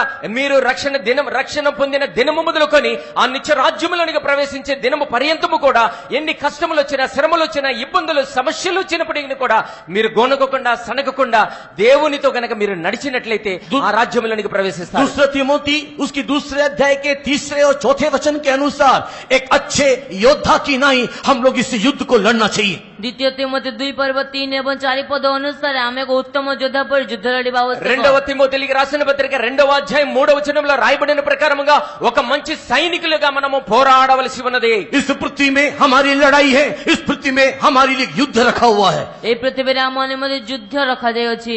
ఈ లోకములో మనకు ఒక యుద్ధం ఉంచబడి ఉన్నది. ఈ లోకములో మన నిమిత్తము ఒక పోరాటం ఉంచబడి ఉన్నది. लेकिन इस युद्ध को लड़ने के समय में जो लोग परमेश्वर की उपस्थिति को, जो लोग परमेश्वर के प्रेजेंस को फील नहीं करते हैं, उन्हीं लोगों के लिए लिखा हुआ है, उन लोग उस तराई जो सूखी हड्डियों से भरा हुआ है परिवर्तन हो जाते हैं। ତେବେ ସେଇ ଯୋଉମାନେ ଉତ୍ତମ ଯୋଦ୍ଧା ପରି ଲଢି ପାରନ୍ତି ନାହିଁ, ପରମେଶ୍ୱରଙ୍କୁ ଅନୁଭବ କରିପାରନ୍ତି ନାହିଁ, ସେମାନଙ୍କ ନିମନ୍ତେ ଲେଖା ଅଛି ସେ ଉପତ୍ୟକା ସେ ଅସ୍ଥିର ଉପତ୍ୟକା ବଦଳି ଯାଇଥାଏ। ఎవరైతే ఆ లోయలో పోరాట సమయంలో దేవుని యొక్క సన్నిధిని అనుభవించకుండా ఉంటారో, దేవునితో నడవకుండా ఉంటారో, అటువంటి వారి యొక్క జీవిత అవస్థ ఆ ఎండిపోయినటువంటి ఎముకల స్వభావముగా ఉంటుంది। इसी के लिए हम लोग उस सूखी हड्डियों की अवस्था के समान मरे हुए अवस्था में तराई में ना रहते हुए हम लोग युद्ध की भूमि में इस दोनों पहाड़ की ओर देखते हुए अपनी सहायता को मांगते हुए आगे बढ़ना चाहिए। କିନ୍ତୁ ଆମେ ସେଇ ଯୁଦ୍ଧ ସମୟରେ ସେଇ ଶୁଖିଲା ଅସ୍ଥି ସ୍ୱରୂପ ମୃତ ଅବସ୍ଥା ଦେଖା ନ ଯାଏ ପରମେଶ୍ୱରଙ୍କ ଶକ୍ତି ମାଗି ଉତ୍ତମ ଯୋଦ୍ଧା ପରି ଦେଖାଯିବା ଆବଶ୍ୟକ। అందుచేతనే అటువంటి పోరాట సమయంలో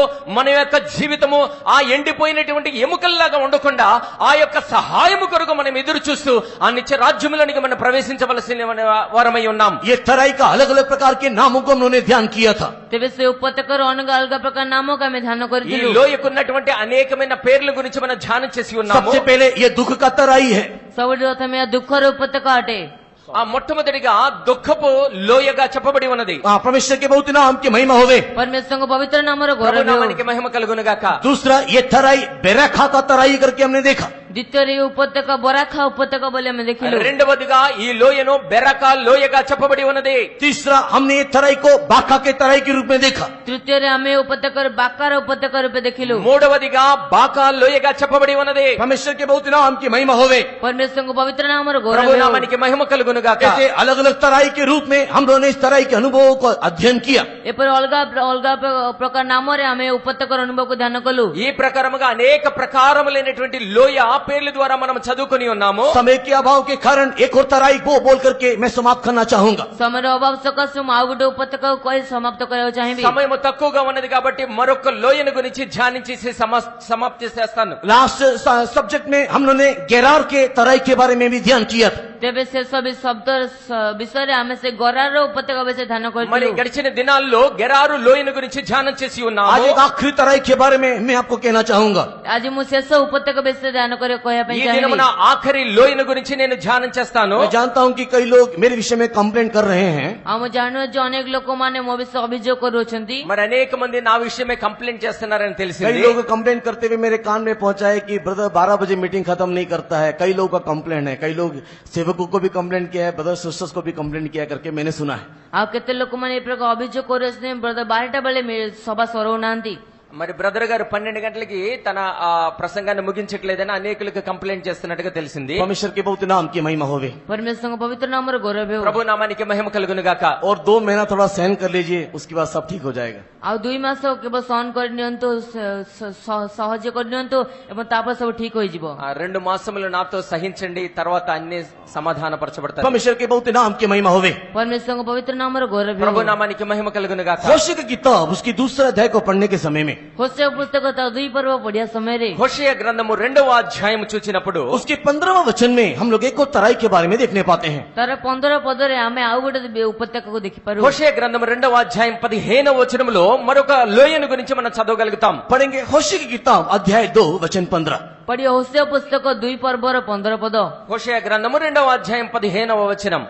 और वही मैं उसको दाग की बारियां दूंगा और आकोर की तराई को आशा की द्वार कर दूंगा, और वहाँ वह मुझसे ऐसी बातें कहेगी जैसी अपनी जवानी के दिनों में अर्थात मिस्र देश से चले आने के समय कहती थी। परमेश्वर के पवित्र नाम की महिमा होवे। परमेश्वर को पवित्र नाम रो गौरव हो। ప్రభు నామానికి మహిమ కలుగును గాక। और यहाँ पर परमेश्वर के वचन में लिखा हुआ है आकोर की तराई में मैं एक आशा दूंगा। तेबे लेखा परमेश्वर वाक्य लेखा आखर उपत्यका में भरोसा देवी। ఇక్కడ దేవుని యొక్క వాక్యంలో రాయబడి ఉన్నది ఆకోరు లోయలో ఒక నిరీక్షణను నీకు ఇస్తాను। आखोर की तराई में मैं आशा देने वाला ईश्वर हूँ करके परमेश्वर बोल रहा है। ते परमेश्वर कहउछि मु आखर उपत्यका भरोसा देउथिबा एक ईश्वर अटे। ఆకోరు లోయలో ఒక నిరీక్షణను కలగచేసే దేవుడును అని ఇక్కడ రాయబడి ఉన్నది। ये आखोर की तराई में आशा का अर्थ क्या है? तेबे आखर उपत्यकार आशार अर्थ कौन अटे? ఈ ఆకోరు లోయలో నిరీక్షణ అని చెప్పబడేదానికి అర్థం ఏమిటి? मैं आखोर की तराई में आशा का द्वार दूंगा। मुई आखर उपत्यकार भरोसार द्वार देवी। ఆకోరు లోయలో ఒక నిరీక్షణ ద్వారమును నీకు తెరుస్తాను। परमेश्वर के पवित्र नाम की महिमा होवे। परमेश्वर को पवित्र नाम रो गौरव हो। ప్రభు నామానికి మహిమ కలుగును గాక। परमेश्वर के प्रिय लोगों, आखोर शब्द का अर्थ ट्रबल नहीं तो समस्या है करके देखने पाते हैं। ते परमेश्वर प्रिय लोक माने आखर शब्दर अर्थ समस्या बोली आम देखिपारू। దేవుని ప్రియులారా, ఆకోరు లోయ అని చెప్పబడినప్పుడు అది ఒక శ్రమ యొక్క లోయగా చెప్పబడి ఉన్నది. क्यों आखोर की तरह आखोर के नाम से जाना जाता है? कौन पे से आखर उपत्यका आखर नाम बोली जाना जाए? ఎందుకని ఆకోరు లోయ ఈ ఆకోరు అనేటువంటి పదము ద్వారా చెప్పబడుతూ ఉన్నది? क्योंकि एक व्यक्ति ने गलती किया जिसके कारण पूरा इजराइल समूह ट्रबल को पाया नहीं तो समस्या को पाया। तेबे सेठरे जणे व्यक्ति भूल कले एवं ता सकाशे संपूर्ण इस्राएल से असुविधा सम्मुखीन हेले। ఎందుకనగా ఒక్క వ్యక్తి చేసినటువంటి తప్పిదము ద్వారా ఇశ్రాయేలీలందరూ కూడా శ్రమల పాలై ఉన్నారు. अभी समय सब सारी बातों को पढ़ने का समय नहीं है। एबे समस्त विषय पढ़िबा निमन समय అన్ని नहीं। విషయాలు ధ్యానించడానికి సమయం తక్కువగా ఉన్నది. अगर आप लोग यहोशू की किताब उसके 6 और 7 अध्याय को पढ़ोगे, जदि आपण जियोसे पुस्तक 6 एवं 7 पर्व को पढ़िबे, యెహోషువ గ్రంథము 6, 7 అధ్యాయాలు గనక ధ్యానం చేసినట్లయితే यहोशू चैप्टर 6 एंड चैप्टर 7 को पढ़ने के समय में जियोसे तर 7 पर्व एवं 8 पर्व पढ़िया समय रे యెహోషువ గ్రంథము 6, 7 అధ్యాయాలు చదివినప్పుడు 6 और 7 पदों को पर्व को पढ़िबा बेले वहां पर इस प्रकार हम लोग देखने पाते हैं सेठरे में ए प्रकार देखि परो ఇక్కడ మనం చూస్తూ ఉన్నాము कि परमेश्वर ने यहोशू के नेतृत्व में यरीहो के बड़े दीवार को भी स्तुति करने के द्वारा नीचे गिरा दिया। ते सेठरे परमेश्वर इस्राएल मानक स्तुति द्वारा जियोसेर बृहत प्राचीर को मध्य तले पकाई देले। యెహోషువ నేతృత్వంలో ఇశ్రాయేలీయుల యొక్క స్తుతుల ద్వారా ఆ గొప్ప ప్రాకారమైనటువంటి ఏడుకో గోడలను కూడా దేవుడు కూల్చివేసి ఉన్నాడు. यहोशू के नेतृत्व में, लीडिंग में, उसके चलावट में एक बहुत बड़े दीवार को भी स्तुति करके नीचे गिरा दिया। तेबे जियोसे को नेतृत्व रे एक बहुत बड़ा प्राचीर को स्तुति द्वारा तले पकाई देले। యెహోషువ యొక్క నేతృత్వంలో ఆ స్తుతులు చెల్లించడం ద్వారా గొప్పదిగా ఉన్నటువంటి ఆ ప్రాకారపు గోడలు కూడా కూల్చివేయబడి ఉన్నాయి. वो ये यरीहो का दीवार, ताहा जो जिरिहोर प्राचीर అదే యెరికో ప్రాకారములు. परमेश्वर के नाम की महिमा होवे। परमेश्वर का पवित्र नाम रे गौरव ప్రభు हो। నామానికి మహిమ కలుగును గాక. लेकिन 7 अध्याय में आने के समय में किंतु 7 पर्व रे आसीबा समय रे అయితే 7వ అధ్యాయం చదివినప్పుడు यरीहो को पार करने के बाद एक छोटा सा गांव था, एक छोटा सा जगह था। तेबे जिरिहो को पार करबा पर एक छोटो स्थान थिला। అయితే ఆ యెరికో దాటిన తరువాత ఒక చిన్న గ్రామం ఉన్నది. उसका नाम था आई करके लिखा हुआ है। तार नाम थिला ओय बोली लिखा దాని యొక్క పేరు హాయి అని రాయబడి ఉన్నది. तो यरीहो को गिरा दिया इस जय के साथ उन लोग रहने के समय में तेबे जिरिहो को तले पकाई देले से जय सहित रहिबा समय रे యెరికోను జయించి ఉన్నామనేటువంటి ఆ జయ జీవితాన్ని నడిపిస్తున్నప్పుడు ये छोटे से गांव के लिए सब लोग जाकर के युद्ध करने का जरूरत नहीं करके सोचा।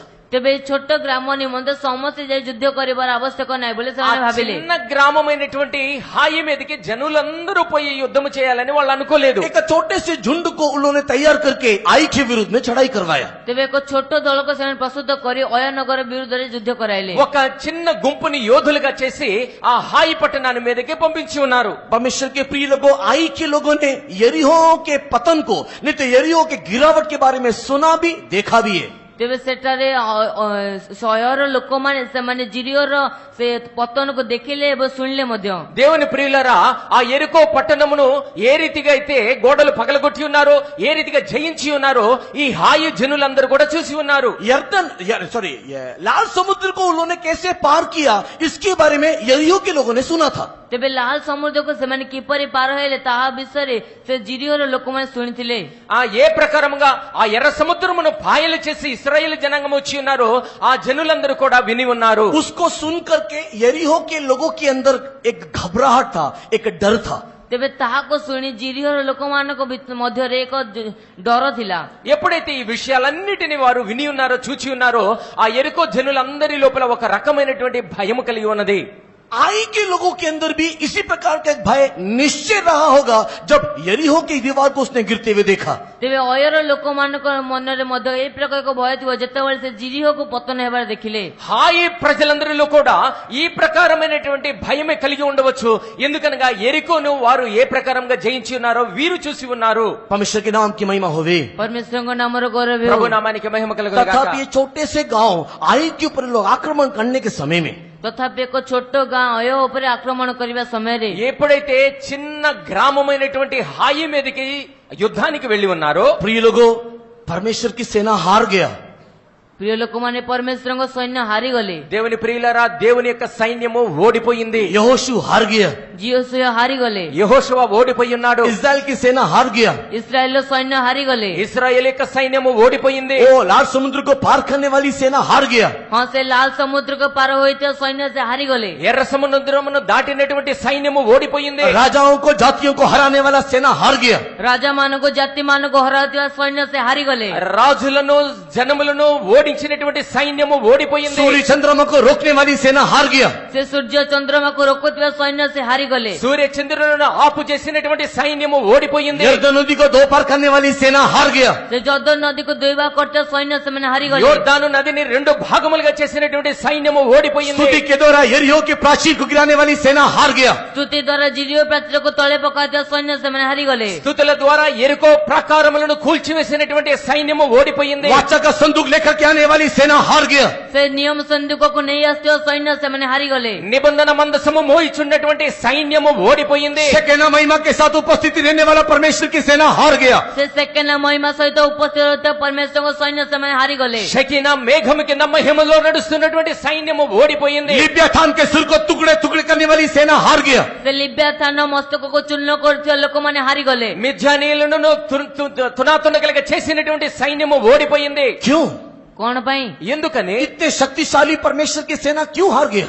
ଶକ୍ତିଶାଳୀ ପରମେଶ୍ୱରଙ୍କ ଏତେ ଶକ୍ତିଶାଳୀ ସେନା ସେ କଣ ପାଇଁ ହାରିଗଲେ? ఎటువంటి శక్తి కలిగినటువంటి దేవుని సైన్యం ఎందుకు ఓడిపోయింది? एक व्यक्ति ने पाप किया, ଜଣେ ବ୍ୟକ୍ତି ପାପ କଲେ। కేవలము ఒక వ్యక్తి పాపము ద్వారా, एक व्यक्ति ने पाप किया, ଜଣେ ବ୍ୟକ୍ତି ହିଁ ପାପ କଲେ। ఒక మనుష్యుడు పాపము చేసి ఉన్నాడు. उस व्यक्ति का नाम आखान करके लिखा हुआ है। ସେ ବ୍ୟକ୍ତିଙ୍କ ନାମ ଆଖାନ ବୋଲି ଲେଖାଯାଉଛି। అతని పేరు ఆకాను అని వ్రాయబడి ఉన్నది. उसका पाप पता है क्या था? ତାଙ୍କ ପାପ ଜଣାଅଛି କଣ అతని ଥିଲା? పాపం ఏమిటో తెలుసా? श्रापित वस्तु को अपने घर में छुपाया, ସେ ଅଭିଶପ୍ତ ବସ୍ତୁକୁ ନିଜ ଗୃହରେ ଲୁଚାଇଥିଲେ। శాపగ్రస్తమైనటువంటి వస్తువును తన యొక్క గృహములో దాచిపెట్టి ఉన్నాడు. जो चीज लेने के लिए मना किया वो यरीहो के श्रापित वस्तुओं को उसने लेकर के अपने तंबू के द्वार में या अपने तंबू के घर में छुपाया। ତେବେ ଯେଉଁ ବିଷୟକୁ ସେ ନେବା ପାଇଁ ମନା କରିଥିଲେ ବା ଜିରିଓର ଅଭିଶପ୍ତ ବିଷୟକୁ ସେ ନିଜ ତମ୍ବୁରେ ଲୁଚାଇ ରଖିଲେ। ఏ వస్తువులైతే శపితమై ఉన్నాయో ఆ యొక్క శపితమైనటువంటి వస్తువులను తన యొక్క గుడారములో భూమిని త్రవి దానిలో దాచిపెట్టి అతను పాపం చేసి ఉన్నాడు. परमेश्वर के पवित्र नाम की महिमा होवे। ପରମେଶ୍ୱରଙ୍କ ପବିତ୍ର ନାମର ଗୌରବ ହେଉ। ప్రభు నామానికి మహిమ కలుగును గాక. सोना चांदी स्वरूप श्रापित वस्तु को अपने घर में रखने के कारण देखो इतना शक्तिशाली, इतना पराक्रमी सूर्य चंद्रमा और लाल समुद्र यर्दन नदी को पार कराने वाला परमेश्वर हार गया। ତେବେ ସେଇ ସୁନା ରୂପା ଘରେ ରଖିଥିବାରୁ ସେ ଏତେ ବଡ ଶକ୍ତିଶାଳୀ ପରମେଶ୍ୱରଙ୍କ ସୈନ୍ୟ ସେମାନେ ହାରିଗଲେ। ఎప్పుడైతే ఆ శపితమైనటువంటి బంగారము వెండి వస్తువులను శపితమైనటువంటి దాన్ని తీసుకొచ్చి దాచిపెట్టి ఉన్నాడో ఎర్ర సముద్రమును ఎరుకో గోడలను పగలగొట్టి యోర్దాను నదిని దాటినటువంటి ఆ యొక్క శక్తిశాలి అయినటువంటి సైన్యం ఇప్పుడు ఓడిపోయేలా కారణమయ్యా ఉన్నాడు. एक व्यक्ति के पाप के कारण परमेश्वर लज्जित हो गया। ଜଣେ ବ୍ୟକ୍ତିର ପାପ ସକାଶେ ପରମେଶ୍ୱର ଲଜ୍ଜିତ ହେଲେ। ఒక వ్యక్తి పాపము చేసి ఉండగా అతని విషయమే దేవుడు సిగ్గుపడి एक ఉన్నాడు. व्यक्ति के पराजय के कारण पराक्रमी परमेश्वर को सिर झुकाना पड़ा।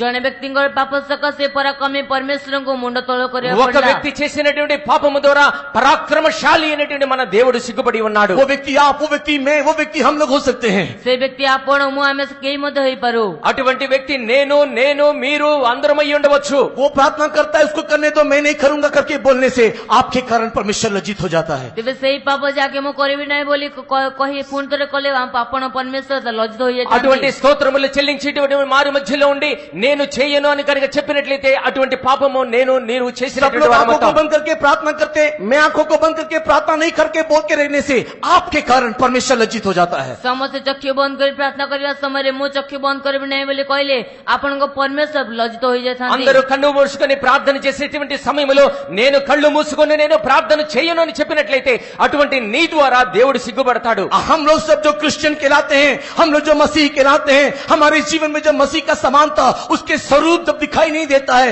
हम लोग जगत की बातों को अपने जीवन में लेकर के आते हैं, उस एक व्यक्ति के कारण परमेश्वर लज्जित हो जाता है। ଆମେ ଯେ କି ଖ୍ରୀଷ୍ଟିଆନ ବ୍ୟକ୍ତି ବୋଲି କୁହାଯାଏ ଆମେ ପରମେଶ୍ୱରଙ୍କ ସ୍ୱରୂପକୁ ନିଜ ଜୀବନରେ ନ ଆଣିବା ସକାଶୁ ଆମ ଉପରେ ଏକ ବ୍ୟକ୍ତି ସକାଶୁ ପରମେଶ୍ୱର ଲଜ୍ଜିତ ହୋଇଯାନ୍ତି। నేను క్రైస్తవుడని చెప్పుకుంటూ క్రీస్తు యొక్క స్వభావమును మన యొక్క జీవితంలోనికి తీసుకురాకుండా మన ఇష్టానుసారంగా జీవించుచున్నట్లయితే ఆ మన ద్వారా ఆ ఒక్కరి ద్వారా దేవుడు సిగ్గుపడుతూ ఉంటాడు. एक के कारण पूरे परिवार में ट्रबल आया, समस्या आया।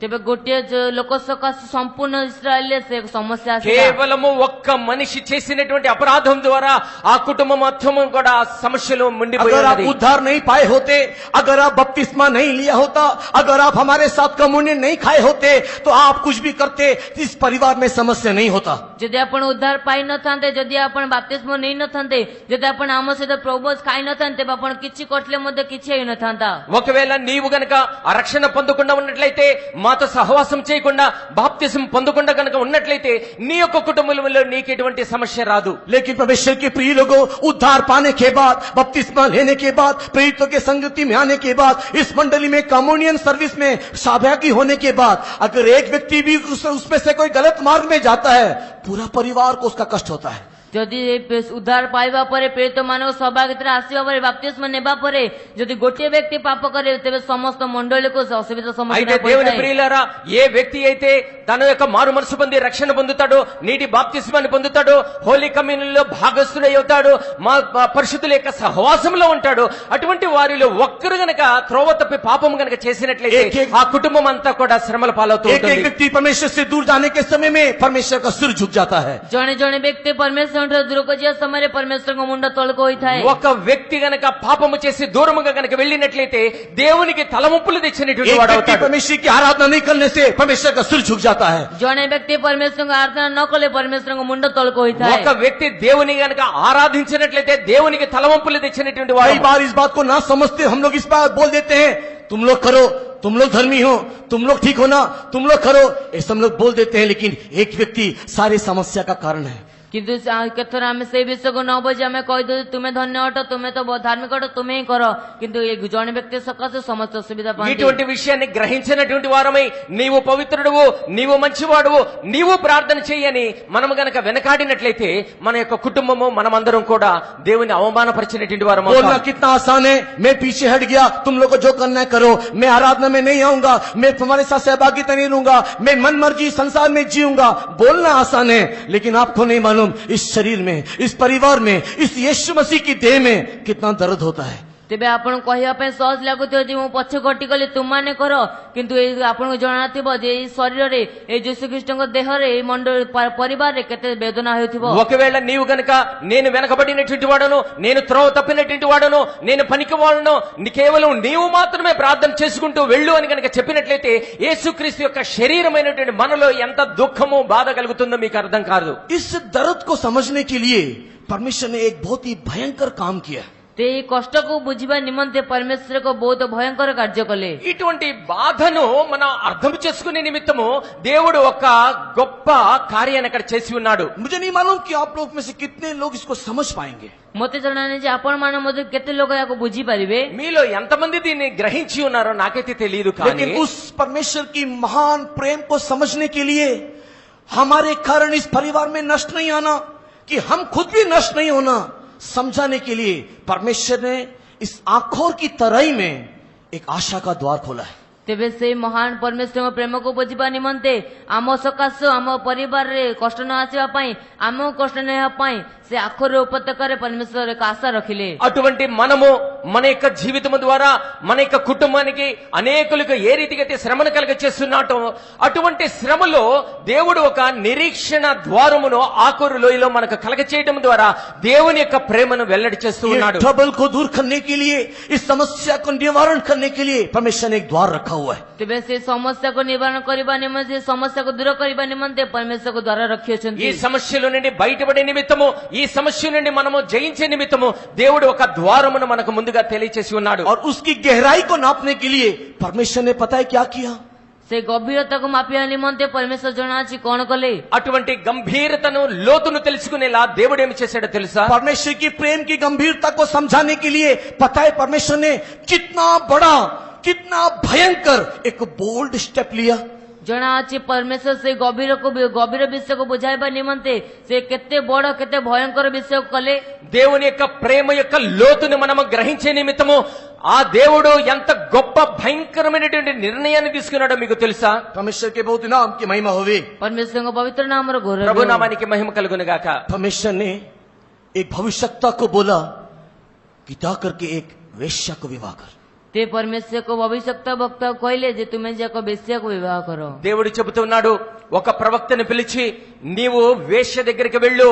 होशे का किताब उसके पहले अध्याय और उसकी दूसरे वचन को पढ़ने के समय में पवित्र परमेश्वर के पवित्र सेवकों के बीच में होशे भविष्यवक्ता को परमेश्वर आज्ञा दे रहा है, जाकर के एक वेश्या को विवाह कर। ତେବେ ସେଠି ହୋସେଆ ପୁସ୍ତକ 1 ପର୍ବ 2 ପଦ ପଢିବା ସମୟରେ ସେଠି ପବିତ୍ର ପରମେଶ୍ୱରଙ୍କୁ ପବିତ୍ର ଲୋକଙ୍କୁ ପରମେଶ୍ୱର ଆଦେଶ ଦେଉଛନ୍ତି, ଯାଅ ଏବଂ ଯାଏ ଏକ ବେଶ୍ୟାକୁ ବିବାହ କର।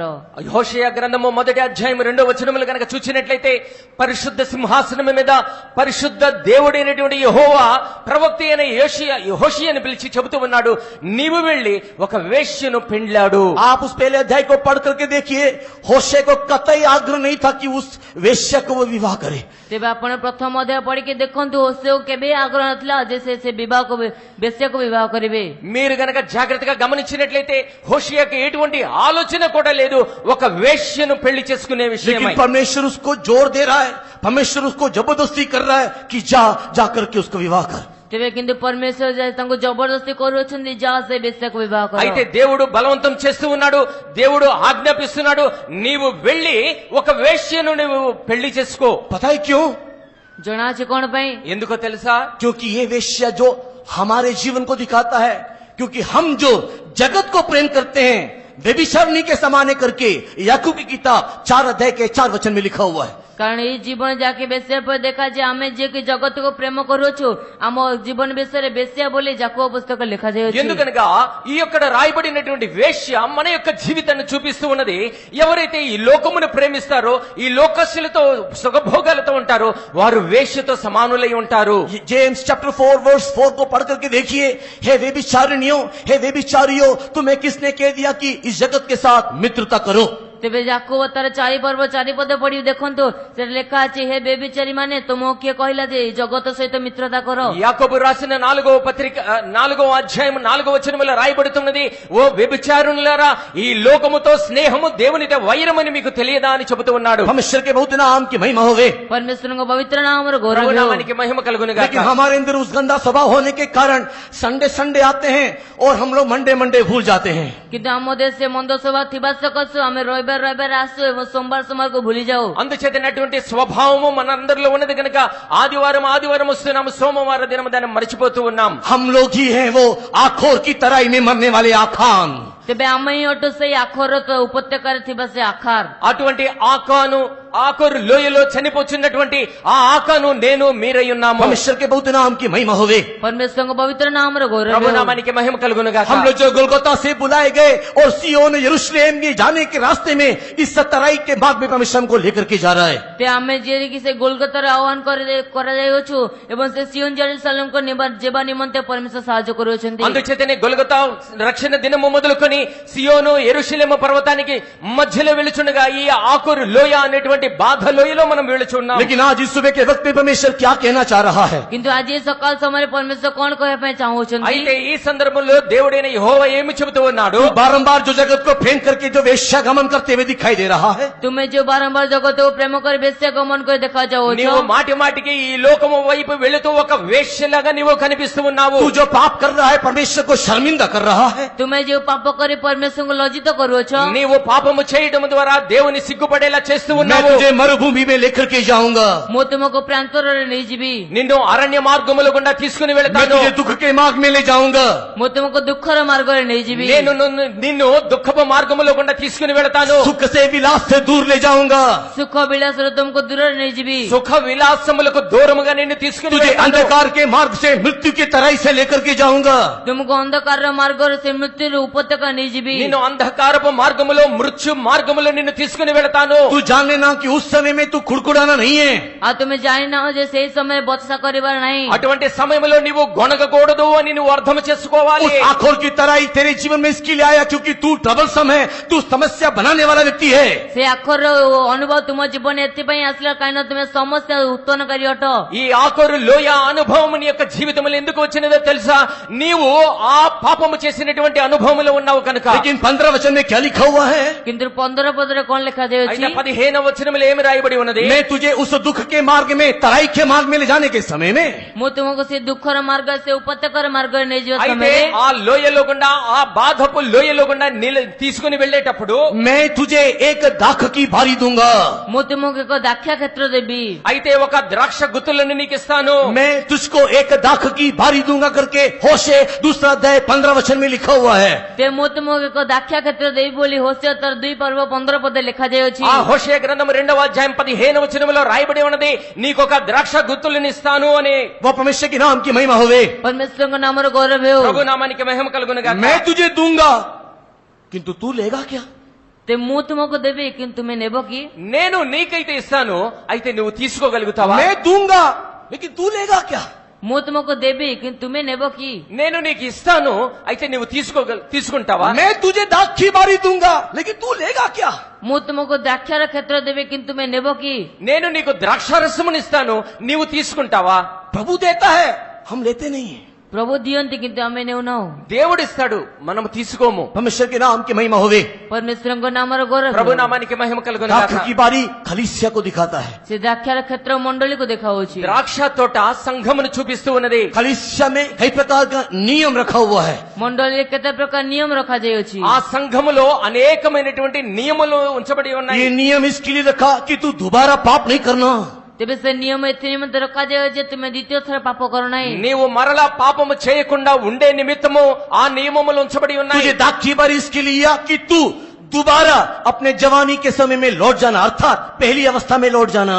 ତେବେ ତୁମକୁ ଦ୍ରାକ୍ଷା କ୍ଷେତ୍ର ଏଥିପାଇଁ ଦିଆଯାଉ ଯେ ତୁମେ ନିଜର ଯୌବନ କାଳ ଅବସ୍ଥାରେ ବା ପୂର୍ବ ଅବସ୍ଥାକୁ ଫେରିଯାଅ। ఎందు నిమిత్తము నీకు ద్రాక్ష తోటలు, ద్రాక్ష చెట్లు ఇస్తున్నాననగా మరలా నీవు యవన కాలములో నీవు చేసినటువంటి కార్యములు చేయకుండా ఉండాలని నీకు ఇస్తూ ఉన్నాను। इसके लिए तुझे मैं एक मंडली दूंगा करके परमेश्वर बोल रहा है। ସେଥିପାଇଁ ପରମେଶ୍ୱର କହୁଛନ୍ତି ମୁଁ ତୁମକୁ ଏକ ମଣ୍ଡଳୀ ଦେବି। అందుచేతనే నీ నిమిత్తమై ఒక సంఘమునిస్తాను। एक दाखी की बारी दूंगा, उस दाखी की बारी में एक माली होगा।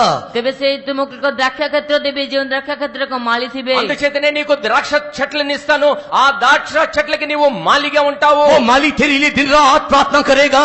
ସେ ମାଳି ତୁମ ନିମନ୍ତେ ଦିନ ରାତିରେ ପ୍ରାର୍ଥନା କରିବ। ఆ మాలి దివారాత్రములు నీ గురించి ప్రార్థన చేస్తాడు। लूका रचित सुसमाचार 13 अध्याय में उस माली के बारे में लिखा हुआ है। ଲୋକ ସୁସମାଚାର 13 ପର୍ବରେ ସେ ମାଳି ବିଷୟରେ ଲେଖାଯାଇଅଛି। లూకా సువార్త 13వ అధ్యాయములో ఆ తోట మాలిని గురించి రాయబడి ఉన్నది। लूका रचित सुसमाचार के 10वें अध्याय में उस सामरिया ने उस माली के पास जाकर के उस अधबरा व्यक्ति को छोड़ दिया जो कि एक आखोर की तराई में पड़ा हुआ था। ତେବେ ଲୋକ ସୁସମାଚାର 10 ପର୍ବରେ ସେ ସମିରଣୀୟ ଯାଇ ସେ ମାଳି ପାଖରେ ସେ ଅଧମର ବ୍ୟକ୍ତିକୁ ଛାଡ଼ିଦେଲା, କାରଣ ସେ ଆଖର ଉପତ୍ୟକା ତାକୁ ମିଳିଥିଲା। లూకా సువార్త 10వ అధ్యాయంలో రాయబడి ఉన్నది, ఆ పడిపోయినటువంటి కొట్టబడినటువంటి వ్యక్తి ఎవడైతే ఉన్నాడో అటువంటి వాడు ఆకాను లోయలో పడి ఉన్నప్పుడు అతన్ని తీసుకువెళ్లి ఆ తోట మాలికి అనుగ్రహించబడి ఉన్నది। आखोर की तराई में अधमरा पड़ा रहने वाला उस व्यक्ति को लेकर के एक सराय में एक भटियारे के पास उसको रख दिया। ତେବେ ଆଖର ଉପତ୍ୟକାରେ ମିଳିଥିବା ସେ ଅଧମର ଦରମରା ବ୍ୟକ୍ତିକୁ ସେ ନେଇ ଏକ ମାଳି ପାଖରେ ରଖିଦେଲେ। ఆఖరు లోయలో కొన ప్రాణముతో కొట్టబడి పడిపోయబడి ఉన్నటువంటి ఆ వ్యక్తిని తీసుకెళ్లి మాలి యొక్క చేతిలో పెట్టబడి ఉన్నాడు। परमेश्वर के बहुत नाम की महिमा होवे। ପରମେଶ୍ୱରଙ୍କ ପବିତ୍ର ନାମର ଗୌରବ ప్రభు ହେଉ। నామానికి మహిమ కలుగును ये గాక। माली क्या करेगा? ସେ ମାଳି କଣ କରିବେ? ఈ మాలి ఏమి చేస్తాడు? तेरे आखोर की अवस्था में एक आशा का द्वार तुझे दिखाएगा। ସେ ଆଖରର ଅବସ୍ଥାରେ ଏକ ଆଶାର ଦ୍ୱାର ତୁମକୁ ଦେଖାଇବେ। ఆఖరు లోయ అనుభవంలో ఒక నిరీక్షణ ద్వారమును నీ కొరకు తీస్తాడు। बट किंतु परंतु एक बात आप समझ लेना, କିନ୍ତୁ ଆପଣ ଗୋଟିଏ ବିଷୟକୁ ବୁଝି ନିଅନ୍ତୁ। అయితే ఒక్క విషయాన్ని మాత్రమే మీరు గమనించాలి। Before giving the hope of door, ସେଇ ଭରସାର ଦ୍ୱାର ପାଇବା ପୂର୍ବରୁ ఆ నిరీక్షణ ద్వారము నీకు అనుగ్రహించడానికి ముందుగా, आशा का द्वार देने से पहले ସେ ଆଶାର ଦ୍ୱାର ଦେବା ପୂର୍ବରୁ ఆ నిరీక్షణ ద్వారము నీకు ఇవ్వబడే ముందుగా वो तुझे कलीसिया देता है। ସେ ତୁମକୁ ମଣ୍ଡଳୀ ଦିଅନ୍ତି। మొట్టమొదటిగా నీకు ఒక సంఘమునిస్తాడు। अगर तू उसको लेता है ଯଦି ତୁମେ ତାକୁ ନିଅ ఒకవేళ నీవు దాన్ని గనక తీసుకున్నట్లయితే तो तेरे लिए आशा का द्वार आखोर में है। ତେବେ ତୁମ ନିମନ୍ତେ ଆଶାର ଦ୍ୱାର ସେ ଆଖରରେ ଅଛି। అప్పుడు నీ నిమిత్తమై ఆ యొక్క నిరీక్షణ ద్వారము ఉంచబడుతూ ఉంటుంది। लेकिन प्रभु देता है, तू नहीं लेता है। କିନ୍ତୁ ଯଦି ପ୍ରଭୁ ଦିଅନ୍ତି ଏବଂ ତୁମେ ନିଅ ନାହିଁ, ఎప్పుడైతే దేవుడు నీకు ఇస్తాడో, ఒకవేళ నీవు గనక తీసుకున్నట్లయితే Then there is no hope. तब कोई आशा नहीं है। ସେତେବେଳେ କୌଣସି ଆଶା ନାହିଁ। ఆ సమయంలో నీకు ఎటువంటి నిరీక్షణ ఉండదు. हो सकता है कि आज तेरे जीवन में समस्या है, ହୋଇପାରେ କି ଆଜି ତୁମ ଜୀବନରେ ସମସ୍ୟା ଅଛି। ఒకవేళ నీ జీవితంలో ఈ దినాన ఒక సమస్య ఉండవచ్చు. शायद आज तेरे जीवन में पराजय है, ହୋଇପାରେ ଆଜି ତୁମ ଜୀବନରେ ପରାଜୟ ఈ ଅଛି। దినమున నీ యొక్క జీవితంలో పరాజయం आज ఉండవచ్చు. तेरे जीवन में एक गिरावट दिखाई दे रहा है। ଆଜି ତୁମ ଜୀବନରେ ଏକ ବିଳାପ ଦେଖାଯାଉଛି। ఈ దినమున నీ యొక్క జీవితంలో పడిపోయినటువంటి అవస్థ ఉండవచ్చు. बारंबार बारंबार बारंबार तू पाप में गिरता रहता है। ବାରମ୍ବାର ବାରମ୍ବାର ବାରମ୍ବାର ତୁମେ ସେଇ ପାପରେ ପଡିଥାଅ। మాటి మాటికి నీవు పాపములో जगत పడిపోతున్నట్లయితే की ओर तू दोबारा दोबारा दोबारा जाता रहता है। ଜଗତକୁ ତୁମେ ଦ୍ୱିତୀୟ ଥର ଯାଇଥାଅ। మరలా నీవు ఈ లోకము వైపుకు ఈడ్చబడుచున్నట్లయితే लेकिन परमेश्वर कहता है कि मैं तुझे दुख के मार्ग में लेकर के तुझसे बात करूंगा। କିନ୍ତୁ ପରମେଶ୍ୱର କୁହନ୍ତି ମୁଁ ତୁମକୁ ଦୁଃଖର ମାର୍ଗରେ ନେଇ ତୁମ ସହିତ କଥା ହେବି। దేవుడు సెలవిస్తూ ఉన్నాడు, నిన్ను శ్రమల మార్గము గుండా నిన్ను తీసుకుని వెళతాను, तुझे दाख की बारी में ला करके पहुंचाऊंगा। ତୁମକୁ ଦ୍ରାକ୍ଷା କ୍ଷେତ୍ରରେ ନେଇ ପହଞ୍ଚାଇବି। నిన్ను ద్రాక్ష తోటలోనికి తీసుకువెళతాను. दाख की बारी में एक बाड़ा है, यशायाह की किताब 5 अध्याय में लिखा हुआ है। ତେବେ ଦ୍ରାକ୍ଷା କ୍ଷେତ୍ରରେ ଏକ ବାଡ଼ ଅଛି, ତା ଇସାୟା ପୁସ୍ତକ 5 ପର୍ବରେ యెషయా ଲେଖାଯାଇଛି। గ్రంథము 5వ అధ్యాయంలో రాయబడి ఉన్నది, ద్రాక్ష తోట మధ్యలో నీవు ఉంచబడి ఉన్నావు. एक बाड़ा, एक बाउंड्री है वहां पर। ఒక ప్రాకారం ఉంచబడి ఉన్నది. परमेश्वर के नाम की महिमा हो गए। ପରମେଶ୍ୱରଙ୍କ ନାମର ଗୌରବ ହେଉ। దేవుని నామానికి మహిమ కలుగును గాక. दाख की बारी में एक गुम्मट है, नहीं तो एक टवर है करके लिखा हुआ है। ତେବେ ଦ୍ରାକ୍ଷା କ୍ଷେତ୍ରରେ ଏକ ସ୍ତମ୍ଭ ଅଛି ବୋଲି ఆ ଲେଖାଯାଇଛି। ద్రాక్ష తోటలో ఒక గోపురం ఉంచబడి ఉన్నది. दाख की बारी में एक कुंड है करके लिखा हुआ है। ତେବେ ଦ୍ରାକ୍ଷା କ୍ଷେତ୍ରରେ ଏକ କୁଣ୍ଡ ଅଛି ବୋଲି ఆ ଲେଖାଯାଇଛି। ద్రాక్ష తోటలో ఒక గుంట ఉంచబడి ఉన్నది. अगर तू इस कंडीशन में अपने आप को समर्पण करता है, ଯଦି ତୁମେ ଏହି ଅବସ୍ଥାରେ ନିଜକୁ ସମର୍ପଣ କର, ఒకవేళ ఇటువంటి అవస్థలో నీవు సమర్పించుకున్నట్లయితే तो तेरे लिए आंखों की तराई में, तेरे ट्रबलसम लाइफ में, तेरे पराजित जीवन में एक द्वार है, एक आशा है। ତେବେ ତୁମ ନିମନ୍ତେ ସେ ଆଖରର ଉପତ୍ୟକା, ସେ ଅସୁବିଧାର ସମୟରେ ଏକ ଆଶା, ଏକ ଭରସା ଅଛି। అటువంటి సమయంలో ఆకారు లోయలో నీ యొక్క సమస్యల్లో, నీ యొక్క శ్రమల్లో ఒక నిరీక్షణ ఉంచబడి ఉన్నది. कई लोगों के जीवन में आशा नहीं है, कारण पता है क्या है? କେତେ ଲୋକଙ୍କ ଜୀବନରେ ଆଶା ନେଇ କାରଣ ଜଣାଅଛି କଣ ଅଟେ? అనేకుల యొక్క జీవితంలో నిరీక్షణ లేదు. దాని కారణం ఏమిటంటే मंडली में तो है, लेकिन मंडली के नहीं है। ସେମାନେ ମଣ୍ଡଳୀରେ ତ ଅଛନ୍ତି କିନ୍ତୁ ମଣ୍ଡଳୀରେ ନୁହନ୍ତି। సంఘములోనే ఉన్నారు కానీ సంఘస్థులు కాకుండా ఉన్నారు. उन लोग शरीर के साथ मिलते तो हैं, लेकिन शरीर के अंग नहीं बनते हैं। ସେମାନେ ଶରୀର ସହିତ ମିଳିତ ହୁଅନ୍ତି କିନ୍ତୁ ଶରୀରର ଅଙ୍ଗ ନୁହନ୍ତି। ఆ శరీరములో కలిసి ఉన్నప్పటికీ కూడా శరీరం యొక్క అవయవములుగా వాళ్ళు మార్చబడలేదు. व्याख्यान करने के लिए मेरे पास अभी समय नहीं है, समय का कांटा दौड़ रहा है। ସେ ବ୍ୟାଖ୍ୟାନ କରିବା ପାଇଁ ସମୟ ନିଏ, ସମୟର କଣ୍ଟା ଦୌଡୁଅଛି। విశ్లేషించి చెప్పడానికి సమయం తక్కువగా ఉన్నది. परमेश्वर के पवित्र नाम की महिमा होवे। ପରମେଶ୍ୱରଙ୍କ ପବିତ୍ର ନାମର ଗୌରବ ప్రభు ହେଉ। నామానికి మహిమ కలుగును గాక. लेकिन एक वचन मैं आपको दूंगा, କେବଳ ଗୋଟିଏ ବାକ୍ୟ ମୁଁ ଆପଣଙ୍କୁ ଦେବି। అయితే ఒక్క వచనము మీకు ఇస్తాను. उसमें बहुत सारा विषय समझाने के लिए, लेकिन अभी मेरे पास समय नहीं है। ସେଟା ଅନେକ ବିଷୟ ବୁଝିବା ପାଇଁ ଅଛି କିନ୍ତୁ ସମୟ ନାହିଁ। అనేక విషయాలు దానికి చెప్పడానికి నా దగ్గర సమయం లేదు. एफिसी की किताब उसके 4 अध्याय 11, 12, 13 वचन को पढ़ने से ఎఫెసీయ పుస్తక 4 పర్ବରେ 11, 12, 13 పద పడిଲେ, ఎఫెసీయులకు రాసిన పత్రిక 4వ అధ్యాయం 11, 12, 13 చదివినట్లయితే एफिशियंस चैप्टर 4 वर्स 11, 12 and 13 पढ़ने से ఎఫెసీయ 4 పర్ବରେ 11, 12 ଏବଂ 13 పଦ పడిଲେ, ఎఫెసీయులకు రాసిన పత్రిక 4వ అధ్యాయం 11, 12, 13 చదివినట్లయితే इस दाख की बारी में माली लोग के बारे में लिखा हुआ है। ସେ ଦ୍ରାକ୍ଷା କ୍ଷେତ୍ରରେ ମାଳିମାନଙ୍କ ବିଷୟ ଲେଖାଯାଇଅଛି। ద్రాక్ష తోటలో ఉంచబడినటువంటి మాలిని గురించి ఇక్కడ రాయబడి ఉన్నది. वो माली कौन कौन है?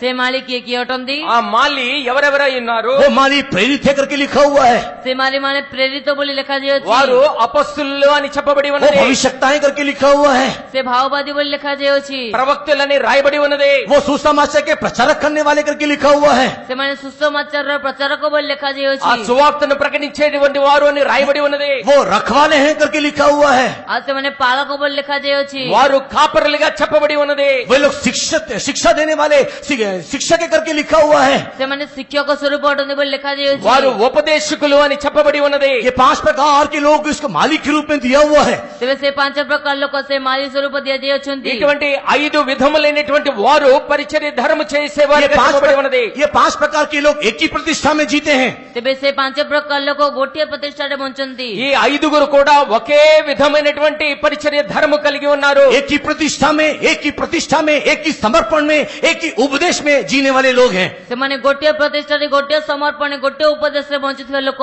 వీరందరూ కూడా ఒకే ప్రతిష్ట, ఒకే నియమము, ఒకే సందేశము కలిగినటువంటి వారై जो ఉన్నారు. प्रेरितों का नियम है वो यीशु का नियम है। ଯାହା ପ୍ରେରିତଙ୍କ ନିୟମ ତା ଯୀଶୁଙ୍କ येशूଙ୍କର नियम అపొస్తలుల యొక్క నియమము ఏదైతే ఉన్నదో అది యేసు యొక్క నియమము. जो प्रेरितों का नियम है वही शिक्षकों का नियम है। ଯାହା ପ୍ରେରିତ ମାନଙ୍କ ନିୟମ ତା ଶିକ୍ଷକ ମାନଙ୍କର ମଧ୍ୟ ఏదైతే ନିୟମ ప్రవక్తల యొక్క నియమమై ఉన్నదో అది ఉపదేశకుల యొక్క నియమమై ఉన్నది. वही नियम वही प्रेरितों का नियम सुसमाचार प्रचारक करने वाले उससे रखवाले और उस भविष्यताओं का भी नियम है। ତେବେ ସେଇ ପ୍ରେରିତ ମାନଙ୍କର ନିୟମ ତା ସୁସମାଚାର ପ୍ରଚାରକ ପାଳକ ମାନଙ୍କର ଭାବବାଦୀ ମାନଙ୍କର ନିୟମ ଅଟେ। ఏ నియమమైతే ప్రవక్తలకైతే ఉన్నదో అదే నియమము ఉపదేశకులకును సువార్థికులకును కూడా నియమింపబడి ఉన్నది. इस दाख की बारी में उपदेश अलग अलग नहीं है परमेश्वर के लोगों। ସେ ଦାକ୍ଷା କ୍ଷେତ୍ରରେ ଉପଦେଶ ଅଲଗା ଅଲଗା ନୁହେଁ ପରମେଶ୍ୱର ପ୍ରିୟ ଲୋକମାନେ। ఈ ద్రాక్ష తోటలో ఉపదేశం అనేటువంటిది వేరువేరుగా ఉండదు. कई लोग इस वचन को लेकर के प्रचार करने के समय में प्रेरित एक अलग ग्रुप है, सुसमाचार प्रचार करने वाले दूसरा ग्रुप है, शिक्षक लोग दूसरा ग्रुप है, रखवाले दूसरा ग्रुप है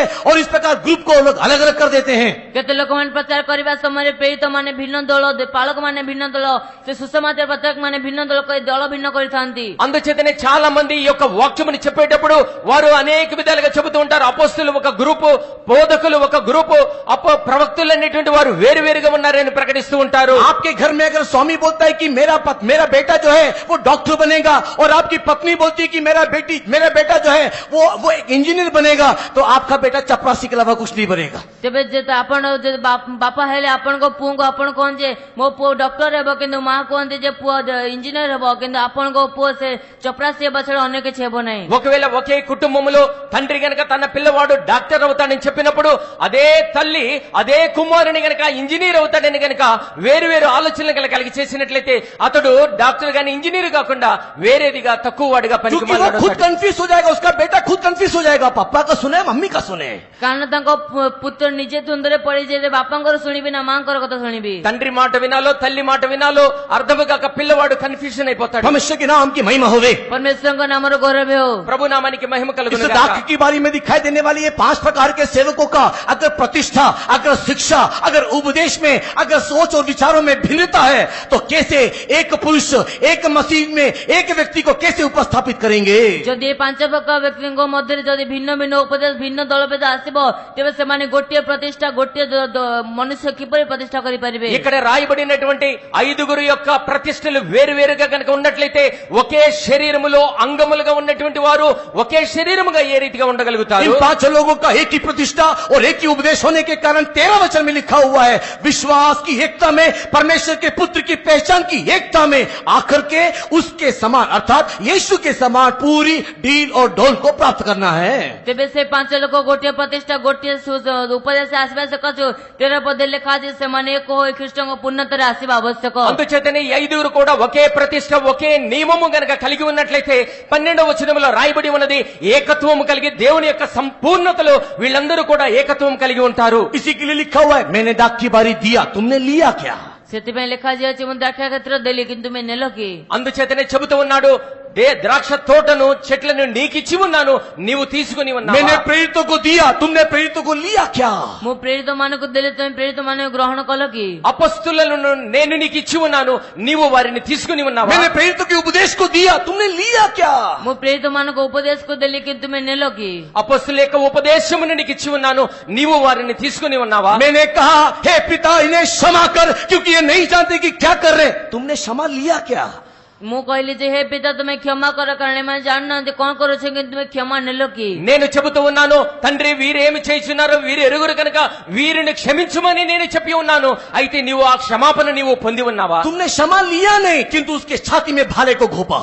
କିନ୍ତୁ ତୁମେ କ୍ଷମା ନେଲ ନାହିଁ କିନ୍ତୁ ତା ସହିତ ମୋତେ ବର୍ଷାରେ ମାରିଲ। నీవు క్షమాపణ పొందకుండా ఆయన యొక్క ప్రక్కలో బళ్ళెముతో పొడిచి ఉన్నావు। तूने क्षमा को लिया नहीं किंतु भूमिका मारने के समय जगह छोड़ के भाग गए। ତୁମେ କ୍ଷମାକୁ ନେଲ ନାହିଁ କିନ୍ତୁ ଭୂମିକମ୍ପ ହେବା ସମୟ ସେ ଜାଗା ଛାଡି ପଳାଇଲ। నీవు క్షమాపణ పొందలేదు ఎప్పుడైతే భూమి కంపించి ఉన్నదో అక్కడ స్థలమును విడిచిపెట్టి నువ్వు దూరముగా अरे వెళ్ళినావు। प्रभु देता है तुम लेते हो क्या। ହଁ ପ୍ରଭୁ ଦିଅନ୍ତି ତୁମେ ନେଉଅଛ କି। ఎప్పుడైతే ప్రభు అనుగ్రహిస్తూ ఉన్నాడో నీవు దానిని స్వీకరిస్తున్నావా। आखिर की तराई में परमेश्वर एक मंडली देता है। ସେ ଆଖରର ଉପତ୍ୟକା ପରମେଶ୍ୱରଙ୍କ ମଣ୍ଡଳୀ ଦେଉଛନ୍ତି। ఆఖరు లోయలో నీకు ఒక సంఘమును దేవుడిస్తూ ఉన్నాడు। एक पापमय जीवन के मध्य में परमेश्वर एक मंडली देता है। ଏ ପାପର ଜୀବନ ମଧ୍ୟରେ ପରମେଶ୍ୱରଙ୍କ ମଣ୍ଡଳୀ ଦିଅନ୍ତି। ఆ పాపమయమైనటువంటి జీవితంలో దేవుడు నీకు ఒక సంఘమునిస్తూ ఉన్నాడు। वो मंडली क्यों दिया है? ତେବେ ସେ ମଣ୍ଡଳୀ କଣ ପାଇଁ ఆ ଦେଉଛନ୍ତି? సంఘము నీకెందుకు దేవుడిస్తూ ఉన్నాడు? एफिसी किताब 4 अध्याय के 12 वचन में लिखा है, ఎఫెసీయ పుస్తక 4:12 పద ଲେଖାଯାଉଛି। ఎఫెసీయులకు రాసిన పత్రిక 4వ అధ్యాయం 12వ వచనములో రాయబడి ఉన్నది। एफिशियंस चैप्टर 4 वर्स 12 में लिखा हुआ है, ఎఫెసీయ 4:12 పద ଲେଖାଯାଉଛି। ఎఫెసీయులకు 4వ అధ్యాయం 12వ వచనములో రాయబడి ఉన్నది। उसकी मंडली रूपी देह उन्नति प्राप्त करने के लिए और संत लोग सिद्धता पाने के लिए। ଆଉ ତାଙ୍କର ମଣ୍ଡଳୀ ରୂପେ ସେ ଦେହ ସେ ଉନ୍ନତି ପ୍ରାପ୍ତ କରିବା ନିମନ୍ତେ ଏବଂ ସନ୍ତ ଲୋକମାନେ ସିଦ୍ଧ ପ୍ରାପ୍ତ କରିବା అటువంటి ନିମନ୍ତେ సంఘములో ఉండి ఏకత్వము కలిగి సంపూర్ణత పొందే నిమిత్తము సంపూర్ణ సిద్ధి పొందే నిమిత్తము నిన్ను ఆ సంఘములో ఉంచబడి ఉన్నావు। परमेश्वर के बहुत नाम की महिमा होवे। ପରମେଶ୍ୱରଙ୍କ ପବିତ୍ର ନାମର ప్రభు ଗୌରବ నామానికి మహిమ కలుగునుగా। अगर तू उस दाखी बारी में रहेगा, ଯଦି ତୁମେ ସେ ଦ୍ରାକ୍ଷା କ୍ଷେତ୍ରରେ ରହିବ, ఒకవేళ నీవు ఆ ద్రాక్ష తోటలో ఉన్నట్లయితే, उस उपदेश के अधीन रहेगा, ଯଦି ତୁମେ ସେ ଉପଦେଶର ଅଧୀନରେ ରହିବ, అటువంటి ఉపదేశము క్రింద నువ్వు ఉన్నట్లయితే, उस सच्चाई के अधीन रहेगा, ସେ సత్యତାର ଅଧୀନରେ ରହିବ, ఆ సత్యము యొక్క అధీనములో గనక నీవు उस प्रेरितों ఉన్నట్లయితే, की संगति में रहेगा, ସେ ପ୍ରେରିତ ମାନଙ୍କ ସହଭାଗିତାରେ ରହିବ, అపొస్తలుల యొక్క సహవాసములో నీవు ఉన్నట్లయితే, तो तेरे इस ट्रबल से भरा हुआ लाइफ के बीच में भी परमेश्वर एक द्वार खोलेगा। ତୁମେ ତେବେ ତୁମର ସେ ଅସୁବିଧାର ଜୀବନରେ ମଧ୍ୟ ପରମେଶ୍ୱରଙ୍କ ଦ୍ୱାର ଖୋଲିବେ। అన్ని యొక్క సమస్య సమయములో కూడా దేవుడు నీకు తోడై ఉంటాడు। वो द्वार और कोई नहीं, यीशु मसीह को दिखाता है। ତେବେ ସେ ଦ୍ୱାର ଅନ୍ୟ କେହି ନୁହେଁ, ଯୀଶୁଖ୍ରୀଷ୍ଟଙ୍କୁ ఆ ଦେଖାଇଥାଏ। నిరీక్షణ ద్వారం మరొకటి కాదు, మన ప్రభువైన యేసుక్రీస్తుని చూపిస్తూ ఉన్నది। वो यीशु मसीह को दिखाता है, यीशु मसीह वो द्वार है। ତେବେ ସେ ଯୀଶୁଖ୍ରୀଷ୍ଟଙ୍କୁ ଦେଖାଇଥାଏ, ଯୀଶୁଖ୍ରୀଷ୍ଟ ସେ ଦ୍ୱାର ఆ ଅଟନ୍ତି। ద్వారము యేసుక్రీస్తుని చూపిస్తూ ఉన్నది। ఆ యేసుక్రీస్తుయే ఆ ద్వారమై ఉన్నాడు। उस द्वार में जाने से एक चीज में परिवर्तन आएगा। ସେ ଦ୍ୱାରରେ ଗଲେ ଗୋଟିଏ విଷୟରେ ପରିବର୍ତ୍ତନ ଆସିବ। ఆ ద్వారములో గుండా కనుక మనం వెళ్ళినట్లయితే ఒక పరివర్తన మన యొక్క జీవితంలో కలుగుతుంది। तो एक बार जवान हो जाएगा, ତୁମେ ଆଉ ଥରେ ଯୁବା ହେଇଯିବ।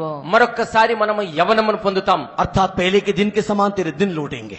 ଅର୍ଥାତ୍ ପୂର୍ବ ଦିନ ମାନ ପରି ତୁମ ଦିନ ହେଇଯିବ। అనగా మొదటి దినము ఏ రీతిగా అయితే నీవు ఉన్నావో ఆ దినములో ఉన్నట్లుగా నీవు అవుతావు। एक बार मैं तुझे नया करूंगा, ଆଉ ଥରେ ମୁଁ ତୁମକୁ ନୂତନ କରିବି। మరొక్కసారి నిన్ను నూతన పరుస్తాను। एक बार तेरे अंदर की आशा उस पर्वत में जाने के लिए नया हो जाएगा। ଆଉ ଥରେ ତୁମ ମଧ୍ୟରେ ଥିବା ଆଶା ସେ ପର୍ବତକୁ ଯିବା ପାଇଁ ନୂତନ ହେଇଯିବ। మరొకసారి నీ నిరీక్షణ ఏదైతే ఉన్నదో ఆ పర్వతం మీదకి ప్రవేశించేలాగా నేను నూతన పరుస్తాను।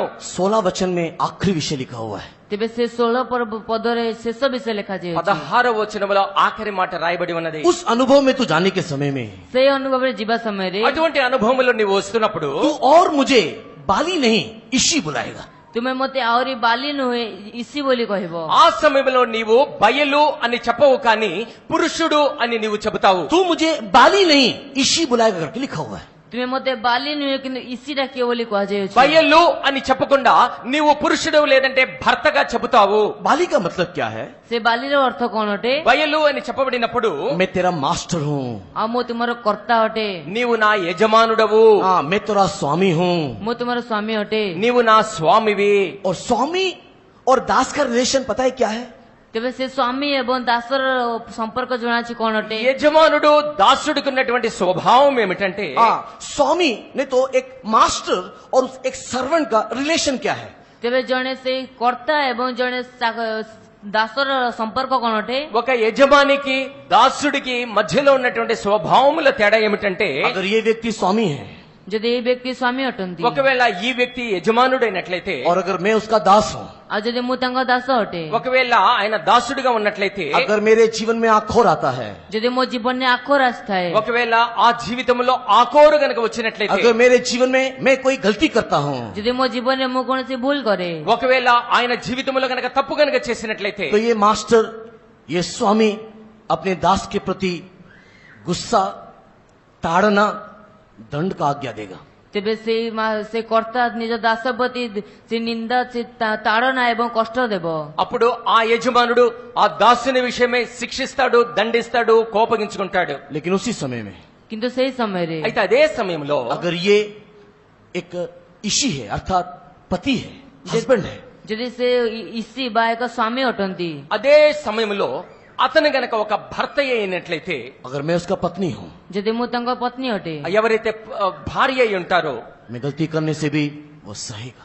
ମୁଁ ଏକ ଭୁଲ କଲେ ମଧ୍ୟ ସେ ସହିବେ భార్య తప్పు చేసినప్పటికీ కూడా ఆ భర్త సహిస్తాడు, उसको मौका देगा, ଆଉ ତାଙ୍କୁ ସୁଯୋଗ ଦେବେ, ఆమెకు ఒక అవకాశాన్ని ఇస్తాడు, उसको और भी प्यार करके उसको और भी सुधारेगा। ତାଙ୍କୁ ଆହୁରି ପ୍ରେମ କରି ତାଙ୍କୁ ଆହୁରି ସୁଧାରକୁ ଆଣିବେ, ఇంకా అవకాశం ఇచ్చి ఆమెని సరిదిద్దుతూ ఉంటాడు। परमेश्वर के नाम की महिमा होवे। ପରମେଶ୍ୱରଙ୍କ ନାମର ଗୌରବ ప్రభు ହେଉ। నామానికి మహిమ ये अनुभव కలుగుగాక। तभी होगा जब तू दाखी बारी में होगा। ସେ ଅନୁଭବ ସେତେବେଳେ ହେବ ଯେତେବେଳେ ତୁମେ ଦ୍ରାକ୍ଷା କ୍ଷେତ୍ରରେ ହେବ। ఎప్పుడైతే నీవు ద్రాక్ష తోటలో ఉంటావో అప్పుడే ఈ అనుభవములు నీకు దేవుడు నడిపిస్తాడు। इसी के लिए नया नियम में आने के टाइम में ସେଥି ନିମନ୍ତେ ନୂତନ ନିୟମରେ ଆସିବା ସମୟରେ అందుచేతనే నూతన నిబంధన కాలములకు వచ్చేసరికి एफिसी की किताब उसके 5 अध्याय को पढ़ने के समय में ଏଫେସିୟ పుస్తକ 5 ପର୍ବ ପଢିବା ସମୟରେ ఎఫెసీయులకు రాసిన పత్రిక 5వ అధ్యాయము 22 वचन से 32 वचन तक पढ़ने के समय में 22 ରୁ ନେଇ 32 ପଦ ପର୍ଯ୍ୟନ୍ତ ପଢିବା ସମୟରେ 22 నుండి 32 వచనాలు చదివినప్పుడు कलीसिया यीशु मसीह का पत्नी है करके और यीशु मसीह कलीसिया का पति है करके लिखा हुआ है।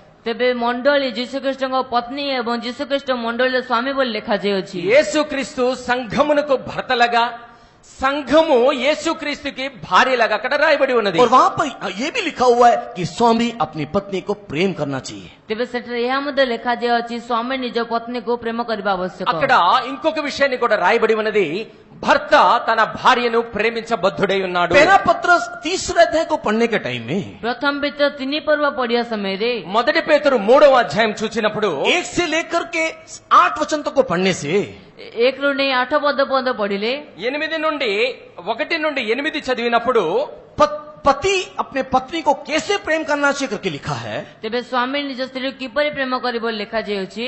భార్య భర్తను ఏ ప్రకారంగా हस्बैंड अपने पत्नी को భర్త తన భార్యని ఏ ప్రకారంగా ప్రేమించాలో అక్కడ రాయబడి ఉన్నది। वहां पर लिखा हुआ है उसको कमजोर पात्र जानते हुए उसको सह करके प्रेम करना चाहिए। ତେବେ ସେଠାରେ ଲେଖା ଅଛି ତାଙ୍କ ଦୁର୍ବଳତାର ପାତ୍ର ଜାଣି ତାଙ୍କ ସବୁ କଥା ସହନ କରି ପ୍ରେମ କରିବା ଆବଶ୍ୟକ। బలహీనమైనటువంటి ఘటముగా ఎంచి ఆమెను నీవు ప్రేమించబద్ధుడవై ఉన్నావు। इसी प्रेम की गहराई को समझाने के लिए 1 कोरिन्थी 13 अध्याय में प्रेम सहता है, प्रेम ये करता है, प्रेम वो करता है करके लिखा हुआ है। ସେହି ବିଷୟର ଗଭୀରତା ବୁଝିବା ନିମନ୍ତେ ପ୍ରଥମ କରନ୍ଥୀରେ ସେ ପ୍ରେମ ଏହା କରେ ପ୍ରେମ ତାହା କରେ ବୋଲି ଲେଖାଯାଇଅଛି। ఇదే విషయాన్ని అర్థం చెప్పే నిమిత్తము మొదటి కొరింథీయులకు రాసిన పత్రిక 13వ అధ్యాయములో ప్రేమ ఇది చేస్తుంది, సహిస్తుంది, తాళుతుంది అని చెప్పబడి ఉన్నది। अगर हमारा परमेश्वर के साथ रिलेशन एक हस्बैंड वाइफ का रिलेशन अगर होगा तो ଯଦି ଆମ ପରମେଶ୍ୱରଙ୍କ ସହିତ ଆମର ସମ୍ପର୍କ ଏକ ସ୍ୱାମୀ ସ୍ତ୍ରୀ ସମ୍ପର୍କ ହେବ ତେବେ ఒకవేళ మన యొక్క జీవితంలో మన యొక్క రిలేషన్ మన యొక్క సంబంధం మన ప్రభు అయిన యేసుక్రీస్తు తోటి ఒక భర్తలాగా గనక ఉన్నట్లయితే परमेश्वर के प्रिय लोगों,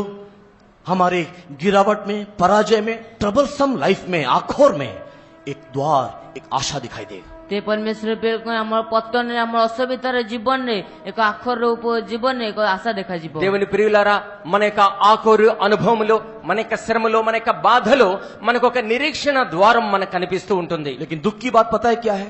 କିନ୍ତୁ ଦୁଃଖର ବିଷୟ ଜଣାଅଛି କଣ ଅଟେ? అయితే దుఃఖకరమైనటువంటి విషయం ఏమిటో తెలుసా? अनेक पत्नी लोग इस बात को समझते नहीं है। ଅନେକ ପତ୍ନୀ ମାନେ ସେ ବିଷୟକୁ ବୁଝନ୍ତି ନାହିଁ। అనేక మంది భార్యలు ఈ విషయాన్ని గ్రహించలేకుండా उनकी ఉన్నారు। लाइफ में प्रॉब्लम आने के टाइम में the right person is his husband, सही व्यक्ति है उसका स्वामी जिसके पास उसका प्रॉब्लम बोलना चाहिए। ତେବେ ତାଙ୍କ ଜୀବନରେ ଅସୁବିଧା ଆସିବା ସମୟରେ ସଠିକ ବ୍ୟକ୍ତି ଯିଏକି ତାଙ୍କ ସ୍ୱାମୀ ତାଙ୍କ ପାଖରେ କହିବା ଆବଶ୍ୟକ। అటువంటి సమయం ఎప్పుడైతే తన భార్య జీవితంలో వస్తుందో ఆ భార్య ఖచ్చితంగా ఆలోచించాలి, దానికి తగినటువంటి సమాధానము తన భర్త దగ్గర మాత్రమే దొరుకుతుంది, అతనికే చెప్పాలి అని। हस्बैंड क्षमा करेगा या नहीं करेगा डाउट से कई स्त्री लोग घर छोड़ के चले जाते हैं।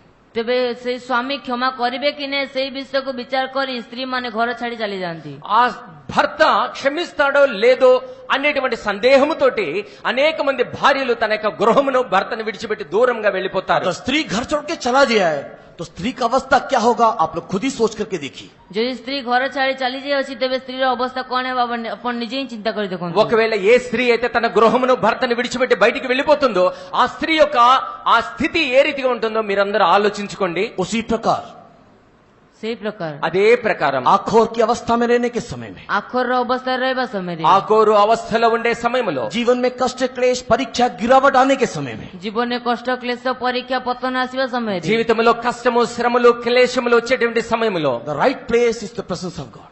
ଆଉ ସେ ସଠିକ ସ୍ଥାନ ହେଉଛି ପରମେଶ୍ୱରଙ୍କ ଉପସ୍ଥିତି। సరి అయినటువంటి స్థలము దేవుని యొక్క సన్నిధి అయి ఉన్నది। लेकिन कई लोग गलती कर दिया बोल करके परमेश्वर के सम्मुख से ही दूर चले जाते हैं। କେତେ ଲୋକମାନେ ଭୁଲ କରିଦେଲୁ ବୋଲି କହି ପରମେଶ୍ୱରଙ୍କ ସମ୍ମୁଖରେ ହିଁ ଦୂରକୁ ପଳାଇ అయితే ଯାଇଥାନ୍ତି చాలా మంది తప్పు చేసామనేటువంటి ఆ స్వభావముతోటి ఆ సంఘము నుండి దూరముగా వెళ్ళిపోతూ ఉంటారు. इसी के लिए तो लोग ये गीत गाने नहीं पाते हैं। ସେଥିପାଇଁ ସେ ଲୋକମାନେ ଲୋକମାନେ ଗୀତ ଗାଇ ପାରନ୍ତି ନାହିଁ అందుచేతనటువంటి వారు గీతము పాడలేరు. कौन सा गीत गाने नहीं पाते हैं? କେଉଁ ଗୀତ ଗାଇ ପାରନ୍ତି ନାହିଁ ఎటువంటి పాట పాడలేరు. जब मैं अंधकार से भरा हुआ मृत्यु की तराई में जाऊंगा, परमेश्वर मेरे साथ है करके बोलने वाला गीत नहीं गा पाते। ତେବେ ଯେତେବେଳେ ମୁଁ ଅନ୍ଧକାରରେ ପରିପୂର୍ଣ୍ଣ ମୃତ୍ୟୁ ଇଚ୍ଛାର ଉପତ୍ୟକା ଦେଇ ଯିବି, ସେତେବେଳେ ଯୀଶୁ ମୋ ସହିତ ଅଛନ୍ତି, ଏଇ ଗୀତ ଗାଇ ପାରନ୍ତି ନାହିଁ ఎప్పుడైతే అంధకారపు లోయలో నేను సంచారం చేస్తూ వెళుతూ ఉంటానో అటువంటి సమయంలో నేను ఏ అపాయమునకు భయపడను అనేటువంటి పాటను వారు పాడలేరు. आइए हमारे आंखों को बंद करेंगे। ଆସନା ଆମେ ଚକ୍ଷୁ ବନ୍ଦ କରିବା రండి మన కళ్ళు మూసుకుందాం. हमारे लिए एक ही एक आशा का द्वार है।